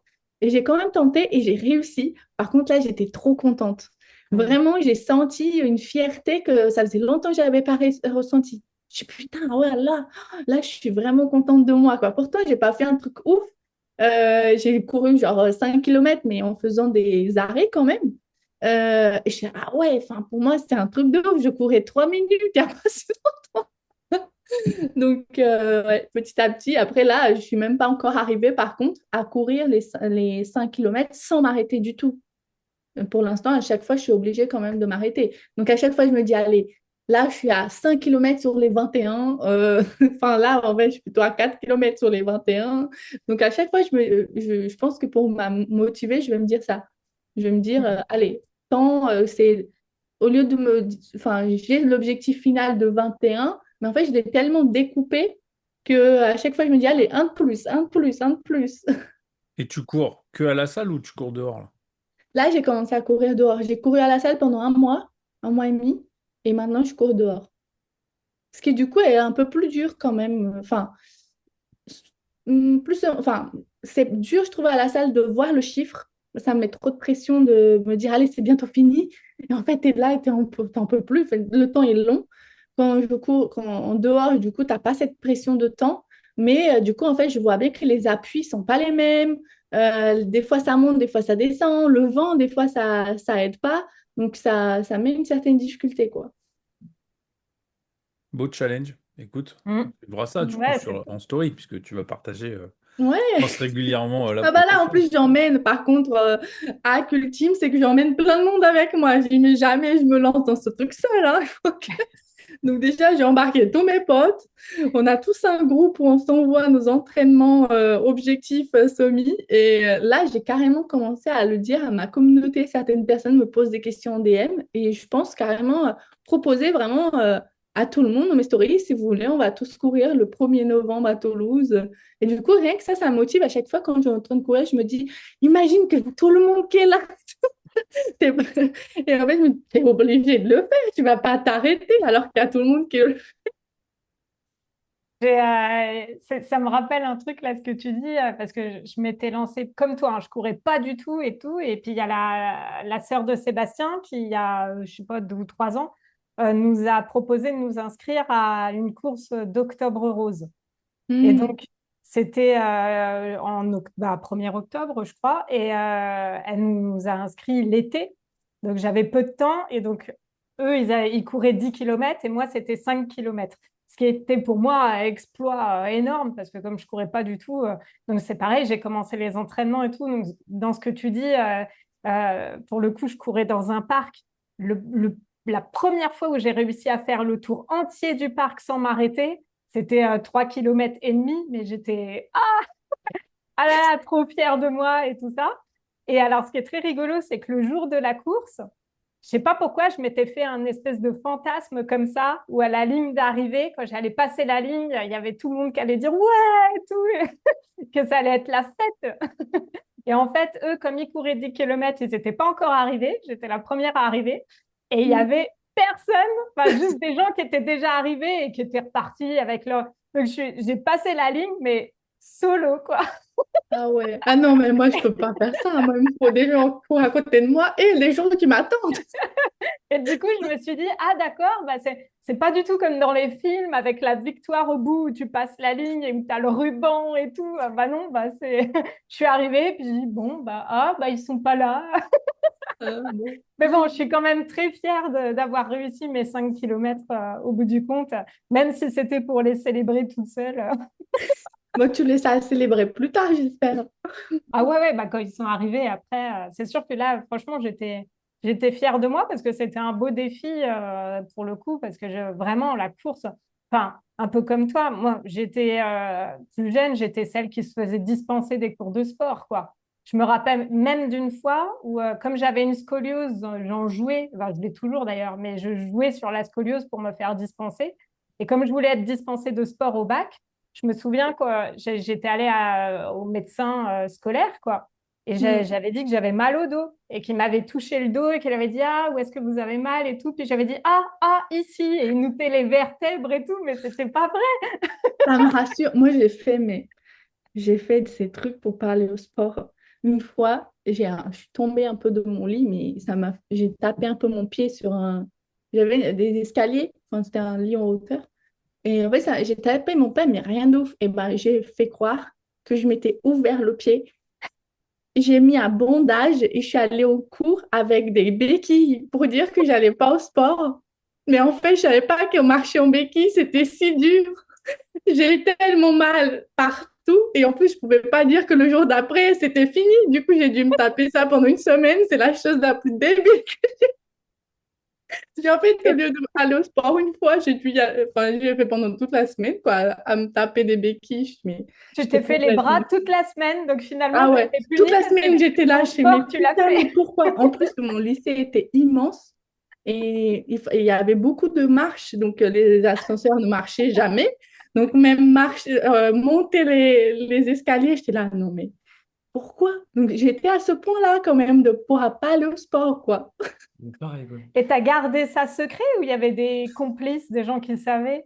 Si, il y avait, je pense qu'il y avait deux, trois de mes amis qui le savaient, quoi. Ma mère, elle le savait, elle disait, mais tu vois, je t'ai dit de pas. C'est vrai que ta mère, elle devait se dire, mais pourquoi elle part avec des béquilles? Elle savait, je dis, ah, comme ça, j'irai pas au sport et tout. Elle m'a dit, mais voilà. Génial. Ouais, le sport, comme quoi la manière dont le sport est fait au collège, au lycée, ça convient pas toujours à tout le monde, hein. Bah, Moi, c'était toujours le truc, je j'avais du pense que mal. c'est vraiment, je trouve une question. Enfin, moi, du coup, quand j'étais au Brésil, on avait sport, mais là-bas, on a soit cours le matin, soit l'après-midi. Hmm. Et du coup, mes cours, quand j'étais. Enfin, le sport, par contre, c'était super tôt le matin, mais avant que les cours commencent. Donc, à peu près à 6 heures du mat que ça commençait. Sauf que moi, j'habitais quand même assez loin de l'école. Et il n'y avait pas de bus qui passait à cette heure-là. Du coup, Hmm. je pouvais déjà jamais venir au sport parce que j'avais personne pour m'emmener. Et du coup, quand j'ai repris, ben, enfin, quand j'ai pu y aller parce que j'habitais un peu plus près, j'étais déjà trop nulle. Et en fait, on faisait que des jeux, quoi, vite fait. Et quand je suis arrivée en France, je pense que ça aussi, ça m'a tellement traumatisé le sport que du coup, j'ai pas envie de faire parce que moi, j'avais jamais couru du coup, j'avais jamais fait autant d'activités. Et en France, donc j'arrive, je sais pas parler français, je connais pas le froid. Et direct, premier sport qu'on nous a mis, enfin, dès septembre, c'était la course. Et en fait, je ne savais pas ce que c'était de courir et surtout pas dans le froid, en vêtements de sport. Je disais, mais je vais mourir. Je ne pouvais même pas dire au prof que j'en pouvais plus. Et je le voyais juste dire. Et moi, j'étais là, je mourais et je ne pouvais pas lui dire, mais monsieur, j'arrive plus, quoi. Et donc, je pense que ça a tellement qu'on comprenait tellement rien. Mais mes parents, en plus, ils ne comprenaient pas non plus parce qu'ils n'avaient pas été à l'école. Enfin, ma mère n'a jamais été à l'école, donc elle ne savait pas c'était quoi le système. Un jour, sans qu'on le sache, on nous met dans un bus et bah, vas-y, on arrive. Et en fait, c'était le cross. Moi, je ne savais pas ce que c'était. Cross du lycée. Même mentalement, je ne m'étais même pas préparée. Et là, on me dit, bah, il faut courir maintenant. J'ai dit quoi? Euh, Bah, voilà, ça c'était une de mes pires mémoires aussi, le cross de l'école, quoi. C'était un truc, ça m'a traumatisée. Et l'année d'après, en fait, j'ai dû redoubler. Donc l'année d'après, on faisait du hand et une fille a tapé le ballon et ça a cassé mon doigt. Wow. Mm. Et en fait, je l'ai remercié jusqu'à aujourd'hui. C'est une de mes meilleures amies. Je dis, heureusement que tu as cassé mon doigt ce jour-là. Je suis pas allée au cross du coup. Je me voyais pas faire ça 2 ans, 2 fois dans ma vie. Une fois, c'était déjà assez suffisant. Je suis arrivée vers la fin. Mais moi, c'est que ça, les souvenirs de C'est sport. Genre, c'est non, l'opposé mais de moi. il nous avait mis des cours de rugby mixte au collège. Mais alors, rugby mixte avec les gars qui sont Oui, les déjà, mecs qui commencent à être un table peu ronde dedans. costauds et tout. Oh, c'était horrible d'avoir ça. Et en plus, je me souviens, et donc maintenant, c'est encore un peu difficile pour moi. Il y a un garçon qui a tapé fort dans la balle de rugby et elle est tombée sur mon nez comme ça, bam, très fort. Et du coup, bah, c'est à partir de ce moment-là où j'ai eu le nez un peu plus crochu. Ah Je oui. pense que ça a dû un peu me l'abîmer. Et du coup, depuis, quand il y a bah, je sais pas, des garçons qui jouent au foot dans la rue ou quoi, je suis jamais trop bien, quoi. Je suis toujours là, est-ce que je vais me prendre une balle dans la tronche et tout? C'est vraiment... le sport, pour moi, Ah ouais. Moi, les c'était tournois vraiment de un gros hobby. badminton. Peu importe où on me mettait dans le tournoi, je finissais toujours dans les derniers, donc la table la plus nulle. Enfin, C'était mes c'était pires que notes, ça. hein. C'est marrant parce que moi, c'est complètement l'inverse, quoi. Toi, c'était vraiment le J'ai sport. Ouais. j'ai toujours adoré le sport depuis que je suis tout petit. Et j'en faisais plein, plein, plein, plein, plein. Et du coup, Et c'était tout. moi, c'était mes cours préférés et tout. C'est complètement l'opposé. Du coup, c'est hyper drôle, je trouve. Ouais, Ouais, là-dessus, on n'a pas du tout le même passé, quoi. ah non, mais j'en faisais vraiment énormément et j'adorais ça. Après, il y avait aussi le côté sport co que j'aimais bien, aussi parce que bah, ça crée un peu de Alors que cohésion. moi, je le En détestais. équipe, tu vois, il y a un peu le stress faut qu'on soit fort ensemble. Tu vois, il y a quand même aussi, ça a développé ça en moi aussi. Je Plus que pense que c'est la course bien. individuelle où là, je voulais être fort, donc forcément, je me dépassais, mais c'est plus dur, tu vois, d'arriver au bout quand tu es tout seul que quand tu es en relais, où tu vois, où tu te dis, ah mince, on compte sur moi et tout. Oui, il y avait aussi ça, quoi. Ouais, toi, c'est l'esprit d'équipe aussi qui te plaisait Ah ouais, bah, les dans sports le co, c'était sport. top, ouais. Mm. Ouais, ouais. Ça, d'ailleurs, ça a dû te servir même dans le travail et tout. Quand tu cette appétence-là pour emmener Ou de la Ah oui, je des pense. compétition. joueurs, ouais, la compète et tout. Moi, je détestais ça, la compétition. Alors moi, ça me stressait, mais ça me faisait me dépasser, donc j'étais fier de moi aussi. Mais j'étais stressé. Mais ouais, ouais, je faisais bah, je te vais dire, quand j'étais en Afrique, là, je faisais. Pendant un temps, je faisais donc, bon, c'est pas vraiment un sport, mais c'est de la plongée sous-marine, mais ça peut être considéré comme un Ah bah, quand sport. même, non? Je faisais du basket, je faisais du judo, de l'aïkido, du badminton. C'est tout ça en club. Du coup, ça fait quand même. Bah, après, j'ai vécu en Afrique et on avait cours que le matin aussi. Donc, tous les Mhm. après-midi, on allait faire du surf, soit on était en sport. Et moi, du coup, moi, je faisais un max de sport là-dessus. Mais bon. Mais je trouve ça trop important finalement. C'est un truc que je regrette. Ben, j'aurais pas pu faire autrement, mais je trouve que ça développe beaucoup de compétences que ben, là, dans l'entrepreneuriat, on en a besoin. Comme j'ai dit, j'étais tellement pas compétitive qu'en fait, perdre ou gagner, moi. Donc, c'est pour ça que je faisais pas. À la fac, par exemple, je faisais les travaux et je disais aux gens de passer à l'oral, mais parce que je m'en foutais complètement. Alors que si j'avais un petit côté compétitif, j'aurais peut-être pas fait ça comme ça, quoi. Et là, Là, tu du penses coup, que dans... hein, Ouais, j'allais vas-y. dire, depuis que tu as commencé, là, est-ce que tu as senti un changement Ouais, c'était dans ma ton question, état ouais. d'esprit, là, depuis que tu as commencé la course? Parce que tu te challenges sur un truc que tu n'as jamais fait. Mm. Euh, je sais pas si j'ai, enfin mentalement, je sais pas si c'est un gros changement. Par contre, je pense que j'avais passé une période où ça a été assez dur dernièrement pour moi. Et je pense que sans trop me rendre compte, j'avais un peu perdu confiance. Enfin, je perdais un petit peu confiance en moi. Parce qu'avec tellement de charge mentale liée au travail, trop de choses à faire, en fait, j'étais trop dans la procrastination certaines fois. Je pense procrastination déjà de manque d'envie, de vraiment, et d'énergie, que du coup, je me disais, bon, pff, pas grave. En fait, c'était devenu tellement récurrent que, comme j'avais dit tout à l'heure, le cerveau, il se rend compte. En fait, je croyais plus c'est pas en mes compétences professionnelles, mais vraiment en mon envie, en fait. Je me disais, vas-y, je vais faire ça. Alors que inconsciemment, il y avait toujours une petite voix qui dit, mais tu sais très bien que tu vas pas le faire. Et du coup, ça s'est répété, répété. Et en fait, à force, même si je voulais faire quelque chose, j'y arrivais plus. À chaque fois, je me mettais, j'avais du mal. Et je pense que là, par contre, ça m'a beaucoup aidé à ce niveau, de me dire, en fait, il y a toujours une petite victoire. Donc, en fait, je suis en train de, à chaque fois, me dire, vas-y, tu le fais vraiment, tu le fais, et tu gardes enfin, enfin, ouais, tu fais ce que tu as dit de faire, et du coup, ça t'aide, quoi, à avancer bien. J'aimerais bien qu'on parle de ce sujet-là parce que du coup, comme ça fait un petit moment que tu t'es lancé, ça fait 5 ans, c'est ça, au moins? 5 ans, Et, ouais. euh, et donc, tu dis là, j'ai traversé une phase un peu difficile où bah, peut-être il y a eu de la remise en question et sur ton, je sais pas, ton positionnement ou quoi, enfin, une perte d'envie. Qu'est-ce que tu as fait de ça et comment tu as dealé avec pour te réinventer ou retrouver une envie d'avancer, de continuer? Enfin, partage-nous un petit peu comment tu t'as fait avec ça. En gros, je pense que je me suis tellement mis de cet objectif d'arriver à un tel stade, enfin un tel objectif, que quand je suis arrivée, bah, j'étais contente. Les gens disent souvent ça, quand tu arrives à atteindre quelque chose, en fait, tu sais plus comment faire après. Et moi, j'ai eu vraiment cette sensation-là de me dire, ça y est, je suis arrivée, et maintenant, il se passe quoi? Et en fait, bah, du coup, j'ai commencé en fait, c'est même pas que j'ai commencé à me remettre en question. Donc, il y a eu ça. Et ensuite, en fait, j'ai eu plein de soucis administratifs, comptables, enfin, plein de problèmes qui prennent de la charge mentale, qui sont chiants et qu'en fait, moi, j'avais pas envie de gérer.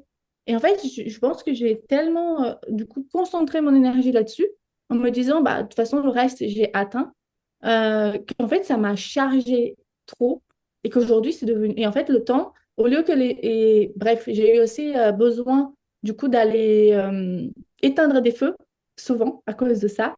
J'ai perdu 40 000 euros dans un truc avec le CPF. Donc, ça a mis ma trésor en. Enfin, ça a baissé grave ma trésor, quoi. Et en fait, j'étais là, ah bah, il faut éteindre ce feu. Mais en même temps, je dois gérer l'URSSAF et du coup, telle chose. Et en fait, c'était toujours ça, éteindre des feux, éteindre des feux. Et en fait, ça m'a trop fatiguée. Et en fait, cette charge mentale derrière administrative, elle était toujours là. Et même si le temps y passait, j'avais toujours l'impression que dès que le feu était éteint, je devais revenir dessus et que ça se réglait jamais, ça se réglait jamais, ça se réglait jamais. Et ça devenait long, ça devenait long. Et là, ça fait 3 ans maintenant, 2 ans et demi peut-être que je suis dans ce truc-là. En fait, au bout d'un moment, j'ai oublié un peu le reste, quoi. J'ai un peu, à chaque fois, il fallait que ça me fatiguait trop. Et du coup, je me donnais l'énergie le peu d'énergie que j'avais, c'était pour éteindre un feu. Et quand j'ai arrêté d'éteindre le feu, bah, j'étais trop fatiguée pour penser à autre chose. Mais finalement, ça faisait que ben, le temps passait. Ah, ben, il fallait à nouveau éteindre un feu parce qu'il fallait faire ci. Et du coup, ça a été tout le temps comme ça, saccadé, enfin, surtout les 2 dernières années. Et, euh, et du coup, bah, voilà, cette année, je me suis dit, mais c'est pas possible de continuer comme ça. Je pensais avoir réglé les trucs administratifs. En plus, je me suis dit, ça y est, enfin, ça va être bon. Tout est fait. En fait, pas du tout. Donc, il y a une lumière, mais pas vraiment. Et je suis encore un peu dedans. Mais en fait, là, je me dis, enfin, j'ai pris conscience que j'avais vraiment besoin de m'éloigner de ça et de trouver une autre manière de gérer le business. Faut pas qu'en fait ça m'affecte autant et en fait que ça devienne limite une excuse. C'était un peu ça les 2 dernières, c'était limite une excuse quand bah, j'avais pas envie, je me disais en même temps, je fais que de la merde, que je fais que des problèmes de nul que j'ai pas envie de faire et en fait ça traîne, ça traîne. Et aujourd'hui, je me dis en fait, c'est pas que je fais l'autruche, mais enfin, j'ai pris des gens pour m'aider sur le sujet. Euh, et en fait, du coup, j'essaye vraiment de me dire c'est quoi, sur quoi je dois mettre mon énergie. Mon énergie, c'est sur ça que je me concentre. Et le reste, bah, c'est pas tant pis, mais ça va se faire, quoi. J'arrête de me mettre trop de pression sur ça. T'as quelle forme juridique, toi, d'entreprise? Je suis en EURL. D'accord. Mais, en fait, j'ai eu plein de. Je voulais grave. D'ailleurs, je voulais lancer une chaîne YouTube. Je pensais que c'était ma première vidéo que je vais faire. En vrai, quand j'ai créé la société, j'ai mis trop de temps à avoir mon cabis. Donc, ça a mis trop de trucs en retard. Puis après, à l'URSSAF, j'ai mis 1 an et demi avant d'être attachée à l'URSSAF. Ce qui a fait grave du retard sur mes impôts. Et en fait, il y a plein de retard sur la TVA. Et en fait, tout était tout le temps en retard. Et en fait, ce côté, tout est en retard. Et tu dois anticiper, tu dois savoir. Et en fait, enfin, en plus, j'ai mon comptable, il n'a pas su me dire certaines choses et tout. Donc, au final, il y a toujours une mauvaise surprise. Et du coup, limite, c'est là, qu'est-ce qui va se passer maintenant? Ou est-ce que... Et tout le temps, dès que ça touche à ce sujet, maintenant, je me mets en stress, quoi. Hmm. Et comment tu as fait pour réussir à trouver les bonnes personnes pour t'épauler sur ce sujet-là? J'ai galéré parce que j'ai pris des gens depuis le début. Et en fait, à chaque fois, c'était... Ce qui était trop dur, c'est de pas savoir, on ne sait pas ce qu'on ne sait pas. Donc, en Hmm. fait, mes demandes n'étaient peut-être pas assez claires ou en fait, j'étais tellement pas sûre de ce que j'attendais que du coup, arrivé à la fin, bah, en fait, non, ça n'a toujours pas réglé mon problème. Et du coup, j'ai beaucoup investi sur des systèmes, des DAF, des machins. Et finalement, je me disais, en fait, ça ne marche toujours pas.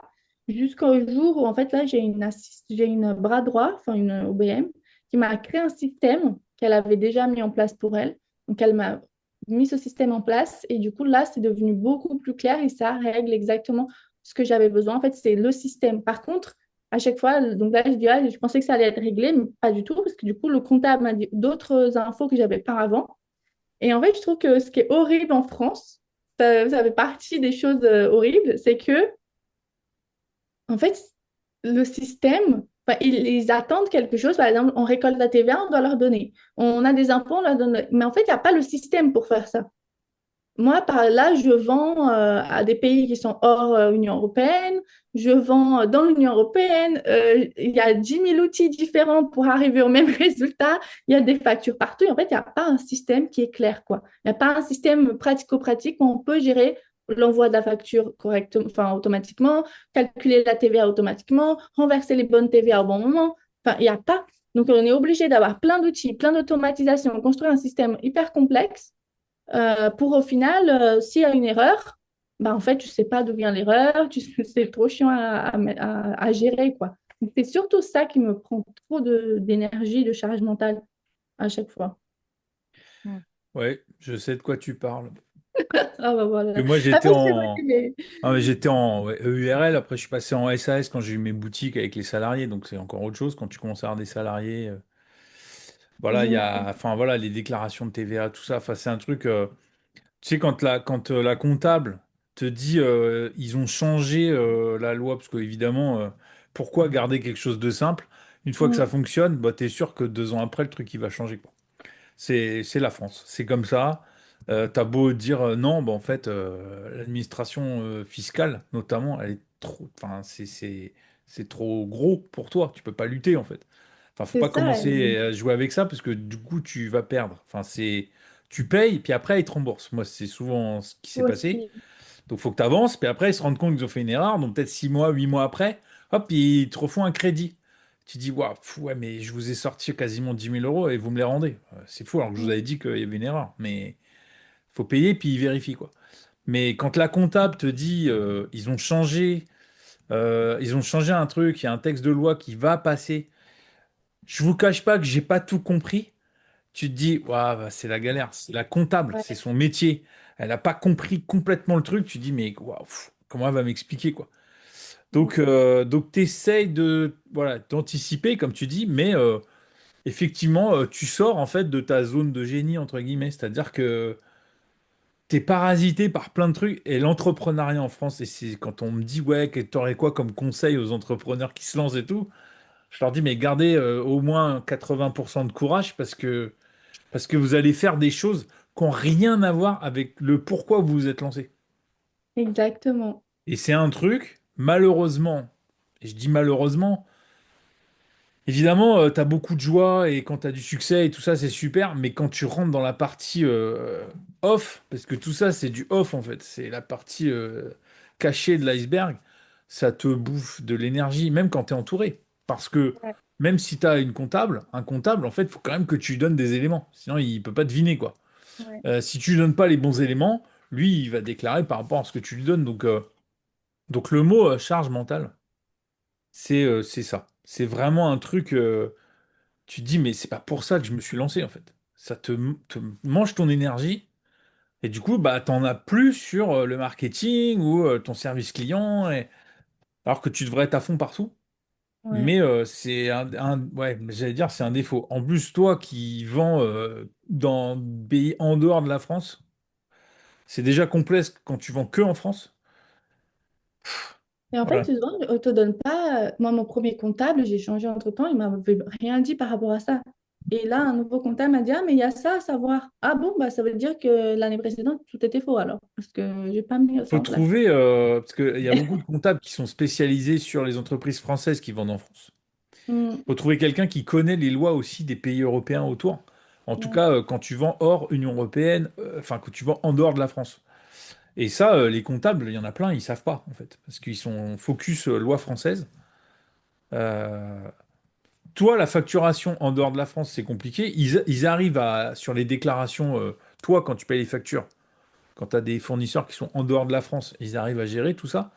Mais l'inverse, Ouais. compliqué, Et en quoi. fait, c'est horrible parce qu'en plus, je me suis rendu compte, au départ, je le faisais, enfin, j'ai essayé vraiment de tout bien faire dès le départ, quoi. Donc, j'ai pris des gens pour m'aider, enfin, j'ai investi et tout. Et, euh, et en fait, au bout d'un moment, un jour, quelqu'un me dit, en dehors enfin, un ami à moi me dit, mais en fait, tu te rends compte que tu es en train de faire tout le travail de ta comptable? Ah bon? Ah d'accord, ben oui, effectivement, parce que j'ai investi je ne sais pas combien pour avoir ce système. En plus, je paye une fille tous les mois pour les remplir, les tableaux. Et en fait, c'est une charge mentale parce que je dois tout le temps repasser derrière au cas où il y ait des erreurs. Ça me prend un temps dingue. Et en fait, si aujourd'hui je calcule vraiment tout ce que j'ai déjà investi pour pouvoir juste donner de l'argent à l'État et faire les comptes correctement, je me dis, mais c'est pas possible. Et même là, ma bras droit, pendant des mois, son temps était alloué à construire le système. Donc, je suis en train d'investir pour en fait avoir quelque chose qui tourne alors que ça devrait être enfin, normal, enfin, ça devrait exister un truc que déjà prêt à l'emploi. Et en fait, et après, je me dis, mais tu t'en rends compte si tu avais mis en place tout cet investissement, tous ces gens que tu as pris pour du marketing, pour la pub, ou bah, tu pourrais tellement être plus loin. Mais non, en fait, tu as passé 2 ans à stagner. Enfin, aujourd'hui, longtemps, je me dis, mais en fait, tu es en train de stagner. Mais aujourd'hui, je me dis, bon, c'est peut-être pas de la stagnation, mais finalement, je me dis, mais tu aurais fait ça, enfin, tu aurais investi autant ailleurs, bah, en fait, tu aurais pu développer beaucoup plus, quoi. Mais Mm. non. Ouais, c'est un partage important que tu fais là parce que c'est vrai que nous, pour le coup, on est micro-entrepreneurs. On entend beaucoup d'histoires, mais c'est vrai qu'on n'a pas été jusqu'à présent confronté à des grosses difficultés comptables et tout ça, vu que, bon, bah, forcément, hein, du fait du statut.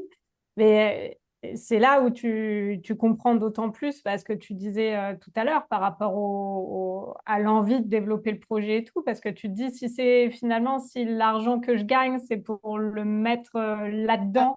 Alors, tout ça dans le but de pouvoir bien donner l'argent à qui de droit, à quoi bon? C'est ça. Moi, j'ai une amie qui s'était lancée aussi, qui a passé en société, enfin, qui était en société et qui là vient de repasser en micro. Elle a fermé sa société parce que ça devenait trop ingérable. Et j'en connais, mais plusieurs, quoi. Ouais, moi Et aussi, je j'en trouve que connais. Ouais. Mm. moi, c'était un peu en mode, tout le monde disait, ah, bah, arrivé dans le stade société, ça veut dire que ton business grandit, ça veut dire que tout ça. Et en fait, j'étais là, ah, trop bien. Mais en fait, j'aurais su, bah, peut-être que j'aurais attendu encore un peu. Et je pense qu'il y a beaucoup de gens qui même freinent leur développement pour pas avoir Mm. à se passer à ce stade, ce qui est d'un C'est côté sûr. horrible de se dire ça. On pourrait développer, on pourrait aider plus de monde, on pourrait faire plus de ventes, mais en fait, non, parce que du coup, ça va me contraindre trop derrière, administrativement parlant. Et mon amie qui a fermé sa société, c'était exactement ça. Elle a dit, je préfère gagner moins que devoir gérer tous les problèmes derrière, quoi. Mm. Ouais, là, on a mis en lumière quelque part un problème qui est carrément ouais, systémique. Tu parlais de système, et bon, c'est sûr que sur ça, on ne trouvera pas de solution comme ça. Mais ce que je trouve Mhm. chouette, c'est vos partages d'expérience qui peuvent faire en sorte de savoir quelque part aussi à qui partager si jamais un jour il y a un souci ou quoi. Enfin, toute l'expérience que vous avez là, elle est utile à communiquer aux personnes qui nous écoutent. Larissa, moi j'avais une question avant qu'on passe au coup de cœur. Est-ce qu'il y a un sujet, quelque chose que tu voulais qu'on aborde, un truc que tu aurais voulu dire, je sais pas, quelque chose que tu aurais aimé apporter ici pendant cet épisode? Pour le coup, je pensais à tout sauf à ce que je pensais à tout sauf que j'allais raconter autant ma life. Donc, bah, ça me fait plaisir. J'espère que ça va quand même aider des gens. Mais du coup, non, enfin, je sais pas. je voyais, je pensais qu'on allait parler d'autre chose, mais c'est vrai que du coup, parler un peu enfin, du parcours, peut-être que ça montre aussi certaines enfin, montrer un peu que c'est pas facile pour tout le monde, quoi. Que des fois, je pense qu'il y a plein de gens enfin, ça m'arrive des fois d'avoir des gens qui me disent, ah, mais toi, tu as l'air si à l'aise.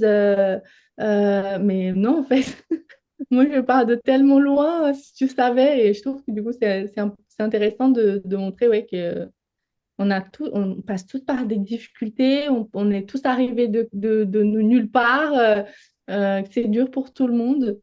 Après, je sais pas. C'est- je- Est-ce qu'il y a quelque chose que vous voulez que je dise? Non, Il y mais a c'est deux choses, important, moi, que je voulais dire, ouais. ce que tu Mm. dis, c'est important parce que justement, les gens qui disent ouais, mais toi, t'es si à l'aise, voilà, ce truc-là, moi aussi, hein, quand ça marchait dans la photo, on disait ouais, mais toi, ça marche.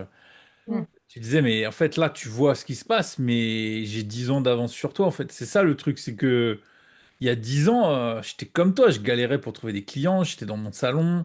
Enfin, tu vois. Et en fait, tu dis, si tu fais ce qu'il faut, dans 10 ans, je te dirai la même chose. Mais j'aurai toujours 10 ans d'avance. Tu vois, Ouais. c'est ça le truc. Et souvent, les gens oublient ça. C'est-à-dire que à l'instant T, ils voient comment tu es et ils se disent, ah là là, mais j'aimerais trop être comme ça. Tu te dis, ouais, mais vous avez oublié le chemin, en fait. Et je trouve que d'ailleurs, on en parle peu aussi, mais comme tu dis, en fait, ça fait 10 ans et je serai toujours 10 ans de plus. Mais il y a aussi ce côté, quand tu commences, c'est un peu comme la course. Au départ, tu vois trop ton évolution rapide. Tu Mm. pars tellement de rien. Par contre, quand tu arrives déjà à tant d'années d'expérience, arriver à faire ces petites secondes de plus, ces minutes de plus que tu vas ajouter à ton chrono ou à ce kilomètre en plus, c'est là où ça devient ultra difficile. Ou là où tu dois être déjà, tout est bien construit, mais tu dois optimiser vraiment les détails et savoir où c'est, comment faire, vraiment aller chercher, améliorer ces 1% de plus, c'est là où ça devient dur. Alors qu'au départ, tu passes de 1 à 10 en un mois ou deux, quoi. Donc, ça aussi, je pense que les gens, ils n'ont pas assez en tête. Et en fait, il y a souvent ce côté où, ah, ça y est, et je pense que ça m'est arrivé clairement, où en fait, je me dis, allez, ça y est, je suis là. Et en fait, j'ai pas, j'étais tellement ouais, perdue du coup qu'en fait, je ne me suis pas réinventée à ce moment-là. Alors qu'en fait, on doit aller se réinventer à des fois parce que finalement, si tu stagnes, bah, les autres, même si tu as 5 ans d'avance, ils peuvent te rattraper vite, quoi. Ouais, je vois bien ce que tu veux dire et ce que je trouve bien aussi là dans les partages qu'il y a eu aujourd'hui, c'est qu'il y a aussi beaucoup d'entrepreneurs sur LinkedIn et tout qui envoient une version tellement idéalisée aussi de ce qu'est l'entrepreneuriat. Il y a des super bons côtés à être entrepreneur. C'est vrai que là, on n'en a pas beaucoup partagé aujourd'hui, mais il y a une réalité qui est vraiment super cool. Il y a plein de points très positifs à ça. Mais il y a aussi des choses qui sont plus compliquées et je trouve que bah, pouvoir aussi mettre ça en lumière, c'est important pour apporter toute la nuance qui est nécessaire finalement dans toute activité pro. Il y a du bon, il y a du moins bon et c'est par ces partages-là qu'il y a toute la richesse. Et ce que je voulais dire, c'est que tu as dit, je ne pensais pas du tout qu'on allait parler de ça. C'est un peu la force de ce podcast, hein, on peut le dire. En fait, comme c'est vraiment une discussion à micro ouvert, on ne sait jamais où ça part. Ouais, trop bien. Trop Et bien. ça emmène toujours à des discussions très riches et on n'est jamais capable de dire au départ où est-ce qu'on va aller. Donc là, ça s'est encore manifesté aujourd'hui avec Ah ouais, toi. mais vraiment, en fait, j'avais pas du tout, j'étais pas du tout partie pour tout ça, donc c'est trop bien. Enfin, j'en parle très peu en plus, donc c'est l'occasion. C'est cool. Bah Bon, bah, écoute, tant mieux. après, si les gens, tu sais, ils veulent entendre parler de marketing et de vente, tout ça, ils te suivent hein, sur les réseaux. Hein. Ouais. T'en parles très bien. L'idée, c'est vrai que dans le podcast, c'est plutôt d'aller un peu plus en profondeur que, tu vois, voilà, c'est un peu le but, ouais. Donc, ouais, on essaye de voir un peu qui est l'humain derrière tout ça, tu vois. Mm. Et faire comprendre, bah, parce que, tu vois, c'est beau le succès, tout ça, mais à quel prix, en fait? C'est qu'il y a un prix, malgré tout. Alors, tout ça, c'est positif parce que Voilà, mais il y a des moments de galère, on va pas se mentir, hein. Enfin, à un moment, faut le dire. Ouais, Faut le dire. faut le dire. Je pense qu'il y a peu de gens, enfin, je vois encore pas mal de gens se dire, ah, mais je veux ça. Mais il y a toujours des contraintes, en fait. Mais c'est est-ce que C'est tu es comme prêt à Ouais, mettre est-ce que l'énergie, à payer le prix pour y arriver? Parce que Exactement. Les gens ils me disent souvent, ils arrivent à moi, ah, je veux construire une communauté. Je me dis, t'es sûr que tu sais ce que c'est que déjà une communauté? Parce qu'une communauté, tu es là pour inspirer. Il y a des moments où tu n'inspires personne, en fait. Et ça te va te mettre. Est-ce que du coup, l'équilibre est OK pour toi? La même chose pour avoir plein de clients. Avoir plein de clients, c'est double problématique technique, enfin, de gestion, de. Et en fait, je trouve que les gens, ils se donnent tout le temps des objectifs, mais ils ne voient pas du tout, ben, c'est quoi les avantages et les inconvénients de ça. Et des fois, les inconvénients, franchement, ils sont quand même gros. Mm. Donc, soit tu es, OK pour, soit vaut mieux que tu vois tes objectifs différemment, quoi. Mm. On va passer du coup au petit chapitre des coups de cœur. Est-ce que t'en as un en tête, Larissa? Est-ce que tu veux commencer ou est-ce que tu veux qu'on commence? Est-ce que tu as J'ai un réfléchi? en tête, mais je veux bien d'abord écouter les vôtres, du coup. Bah euh, alors du coup, je vais commencer parce que ce qui est rigolo, c'est que je vais changer de coup de cœur. J'en avais un en tête, mais avec la conversation, bah, tu as parlé de Toulouse. Et cette semaine, j'ai écouté le nouvel album de Big Flo et Oli, OK. qui sont du coup bah, toulousains, qui ont fait d'ailleurs un festival, qui ont créé leur festival à Toulouse qui s'appelle le Rose Festival. Je dis pas de bêtises, hein, je crois. Je ne connais Et pas, mais c'est des rappeurs du coup. Et donc là, enfin, eux, je les connais, pas le festival. D'ailleurs, j'ai même vu un de ceux-là dans un bar à Toulouse. Enfin, je sais pas si c'était Big Flo ou Oli, mais j'en ai vu un. tu as vu un des deux, d'accord? Mm. Et donc, j'ai écouté leur album. Donc, je vais te partager, enfin, je partage ça comme coup de cœur aujourd'hui. Sachant qu'il y a un truc qui m'a particulièrement touchée, c'est que donc, leur album, il s'appelle Karma. Et ils font un hommage dans cet album à un autre musicien qui s'appelait Naman, qui avait notre âge et qui est décédé l'année dernière et dont bah, d'une tumeur au cerveau, si je ne dis pas de bêtises. Et donc, ça a été l'occasion pour moi bah, de me remémorer finalement ce musicien-là, bah, dont certaines de ses chansons m'ont beaucoup animée, m'ont beaucoup aidée pendant ma course, justement. Et notamment, bah, je crois qu'elle s'appelle Mm. Karma, Karma de Naman. Et donc, bah, merci à Big Flo et Oli. Je ne savais pas qu'ils le connaissaient d'ailleurs, d'avoir fait cet hommage-là. Et puis, du coup, bah, ça me permet de mettre en lumière et leur album et ce musicien qui a compté dans des moments de course pour justement me donner le mental pour atteindre mes 5 kilomètres. Trop bien, putain, le lien, Voilà. génial. Trop bien. moi, je vais partager le mien. Ouais, Tiens, vas-y. Vas-y, vas-y. ça. Moi, c'est un podcast que j'écoute assez régulièrement. Alexandre Mars, il a un podcast qui s'appelle Pause, comme pause, Pause, hein, pas pause, mais pause quoi. En fait, il interviewe des célébrités et ce qui est intéressant, c'est il a l'art du questionnement. Donc, il va pousser les discussions à bien au-delà de juste la promo traditionnelle qu'on entend, quoi. Et donc, ça donne des épisodes où vraiment il va en profondeur du pourquoi ils sont devenus réalisateurs, pourquoi ils sont devenus comédiens. Il y a un épisode sur le Thierry Frémaux, qui est directeur du Festival de Cannes. Le parcours, enfin, je l'ai écouté en marchant, et franchement, le parcours, il est fou. C'est des parcours de vie, voilà, enfin, c'est vraiment un super podcast. Il en a fait des livres aussi, mais le podcast, voilà, il s'écoute super bien. C'est des vrais échanges en profondeur.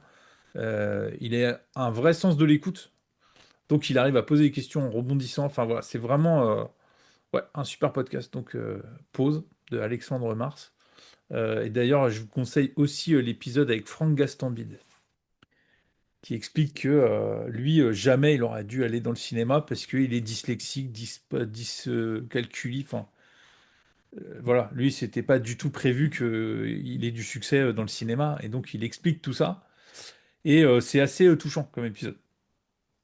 Justement, on voit le vrai, l'humain derrière tout ça. Et voilà, moi, c'est ça qui me passionne. Donc voilà, podcast pause de Alexandre Mars. Il est. Bah, du coup, moi, je vais dire le mien, comme ça tu termineras, Larissa, si ça te va. Moi, du coup, c'est assez simple. C'est une série Netflix qui est sortie dernièrement, enfin, du moins la deuxième saison, Saison. si je dis pas de bêtises. Mhm.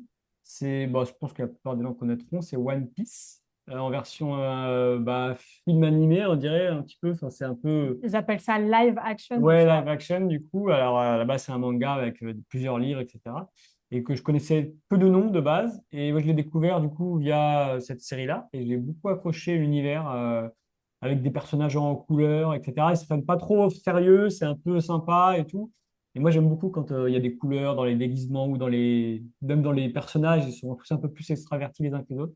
Du coup, ça donne un peu de fun et ça se regarde très bien. Puis, il y a quand même dans l'ensemble des bonnes valeurs et une bonne énergie qui se dégage de la plupart des personnages. Donc, on en ressort souvent avec le sourire. Donc, ouais, en ce moment, on regarde ça et moi, j'ai beaucoup aimé. Donc, si vous ne Ouais, il connaissez y a pas, des personnages, il y a un imaginaire qui est ouais, assez fou sur les c'est cool. personnages et nous, on ne connaissait pas du tout et on découvre grâce, comme beaucoup de gens, hein, d'ailleurs, j'ai l'impression que le live action, là, il a permis à beaucoup de gens de connaître cet univers que tu n'aurais pas si tu regardes pas l'animé ou que tu lis pas le manga, quoi. Donc, ouais, belle découverte, c'est vrai. Ouais, c'est cool. Moi, j'ai aimé. Trop Voilà. bien. Ça m'a envie d'aller voir parce que je connais le manga, mais pas la série. Ah, toi, tu connais le manga. Ouais.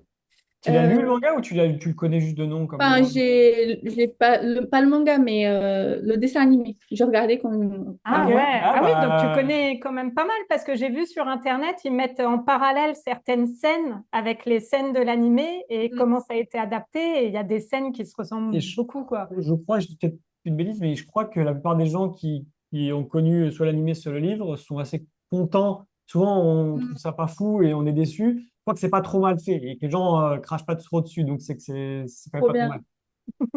J'irai regarder. Moi, du coup, je vais partager mon... Non, pas trop dans la même vibe, mais comme on a parlé du journaling, du coup, je voulais plutôt partager ça. Mais en fait, j'ai commencé à faire une manière différente. Je trouve que j'en ai parlé à des amis le week-end dernier, du coup, je trouve que c'est pas mal. C'est que du coup, moi, j'ai beaucoup utilisé le journaling à l'écrit, mais à des moments, on n'a pas forcément envie d'écrire ou je sais pas, ça t'as pas trop le temps, etc. Et en fait, j'ai commencé à le dire à l'oral. Et en fait, il y a un outil qui s'appelle Whisperflow que j'utilise maintenant un peu pour tout. Et en fait, j'ai commencé à juste l'utiliser pour faire mon journaling. Et ce qui est marrant, c'est que à l'écrit, je trouve que les choses sortent facilement. Par contre, à l'oral, même si on est seul, c'est plus dur. Et en fait, je me suis rendu compte que ben, ça fait beaucoup plus d'effet aussi. Et donc voilà, si pour celles qui voudraient utiliser le journaling, et ce serait plus du journaling, mais oraling, je trouve que c'est vraiment pas mal. Et je trouve ça mettre des mots à l'oral et le dire à voix haute, même si c'est juste pour ton téléphone ou ton ordi, bah franchement, ça fait quelque chose, quoi. Et l'application que tu utilises, elle sert à quoi du coup concrètement? En fait, c'est juste, tu appuies sur un petit bouton et ça écoute ce que tu es en train de dire. Ok, Direct. Et du coup, tu n'as pas besoin d'être sur une appli spécifique ou l'audio, enfin, sur ton téléphone, la dictaphone. commande vocale. C'est vraiment une commande vocale pas mal quand même, assez puissante. Ok. Et d'ailleurs, pour ce sujet-là, est-ce que tu relis ou tu réécoutes ce que tu partages ou Pour jamais c'est juste l'instant, un déversoir? ça m'arrive de relire, enfin, pas écouter pour le moment, j'ai pas fait parce que c'est assez récent que je le fais plus à l'oral. Mais j'ai déjà eu des périodes où j'ai relu, mais pas beaucoup quand même. Enfin, en tout cas, par exemple, ceux du tout début, quand j'ai commencé, quand je suis arrivée, j'ai jamais relu. Je les ai, mais je les ai jamais relus. Il y aura un moment peut-être pour ça, Ouais, ouais. un Un moment jour peut-être. où tu auras envie peut-être. Ok, bah, merci. Bah, du coup, on a fait Ouais. le tour, Oui. donc ça va être l'heure, je pense, de se laisser. Ça a été un super moment passé ensemble, j'ai trouvé. Je pense que je vois tout le monde qui acquiesce, donc Mm. Bon, je bah, pense mais contente alors. ouais, non, franchement, ça a été une belle rencontre, je trouve, personnellement, et je pense que vous me suivez là-dessus. On a vraiment beaucoup apprécié ce que tu as pu apporter, les échanges qu'on a eus. Ça a été très riche, c'est allé en profondeur aussi. Enfin, vraiment, je trouve que c'est un bel épisode. Donc, merci pour ça. Merci Merci pour beaucoup ta à vous. confiance, du coup, parce que toi, tu étais un peu jeté dans la, la Mais gueule du loup, peut-être j'adore, pas mais moi, en mais plus, Tu ne On m'a connaissais déjà pas du invité. tout. Non, on m'a déjà invité à d'autres podcasts et à chaque fois, elle me dit, tu veux que j'envoie les questions? Et moi, je préfère pas. Et là, du coup, c'était vraiment, je connaissais rien. En fait, je suis trop contente parce que du coup, j'avais déjà, je savais pas où ça allait emmener, mais je pensais pas du tout que ça allait être vers ça. Mais ouais, je suis quand même très contente d'avoir partagé sur ce genre de sujet. Je trouve que ça change de ce qu'on voit d'habitude. Et du coup, pareil, c'était trop un plaisir de avoir fait votre connaissance plus en direct, du coup. Mm. Et je suis vraiment trop contente. Merci beaucoup pour l'invitation. Bah, merci d'avoir accepté surtout. Bah oui. C'est Non. d'avoir joué le jeu. Après, enfin, j'allais dire, quand j'ai proposé de t'inviter, voilà, j'ai dit, je pense qu'il n'y aura pas de problème pour échanger. Voilà, parce qu'il y Moi, a je suis un ça livre aussi, tu sais, ouvert. On me pose il des y a que- questions, je réponds. non, il y a quand même ça, c'est aussi être capable de, tu sais, voilà, lâcher prise sur les sujets et se dire, ok, bah, on y va, on n'a pas, c'est sans filet, il n'y a pas de préparation. Évidemment, on s'est un peu renseigné sur qui tu es quand même, tu sais, pour qu'on soit pas complètement dans l'inconnu, qu'on ait quand même des points d'accroche pour lancer la machine. Et après, tu vois, c'est ouais, c'est sous forme de discussion. Et donc, merci d'avoir accepté de jouer le Avec jeu. grand plaisir. Merci beaucoup à vous. Franchement, c'était trop bien. Donc, du coup, bah, cet épisode-là, comme tous les autres, sortira le 15 du mois. Donc là, au moment où il sort, on sera le 15 juin, si je dis pas de bêtises. Et 15 puis mai. 15 mai. Oula, Hmm. tu vois, j'ai dit une bêtise. Merci, Julie. 15 mai. Et donc, Oui. on se retrouvera dans Hmm. un mois, le 15 juin, pour un nouvel épisode avec un ou une invitée. On ne sait pas encore. Voilà. Merci beaucoup. Et puis, bah, à la prochaine. Ouais. Bientôt. Salut. Et à très vite.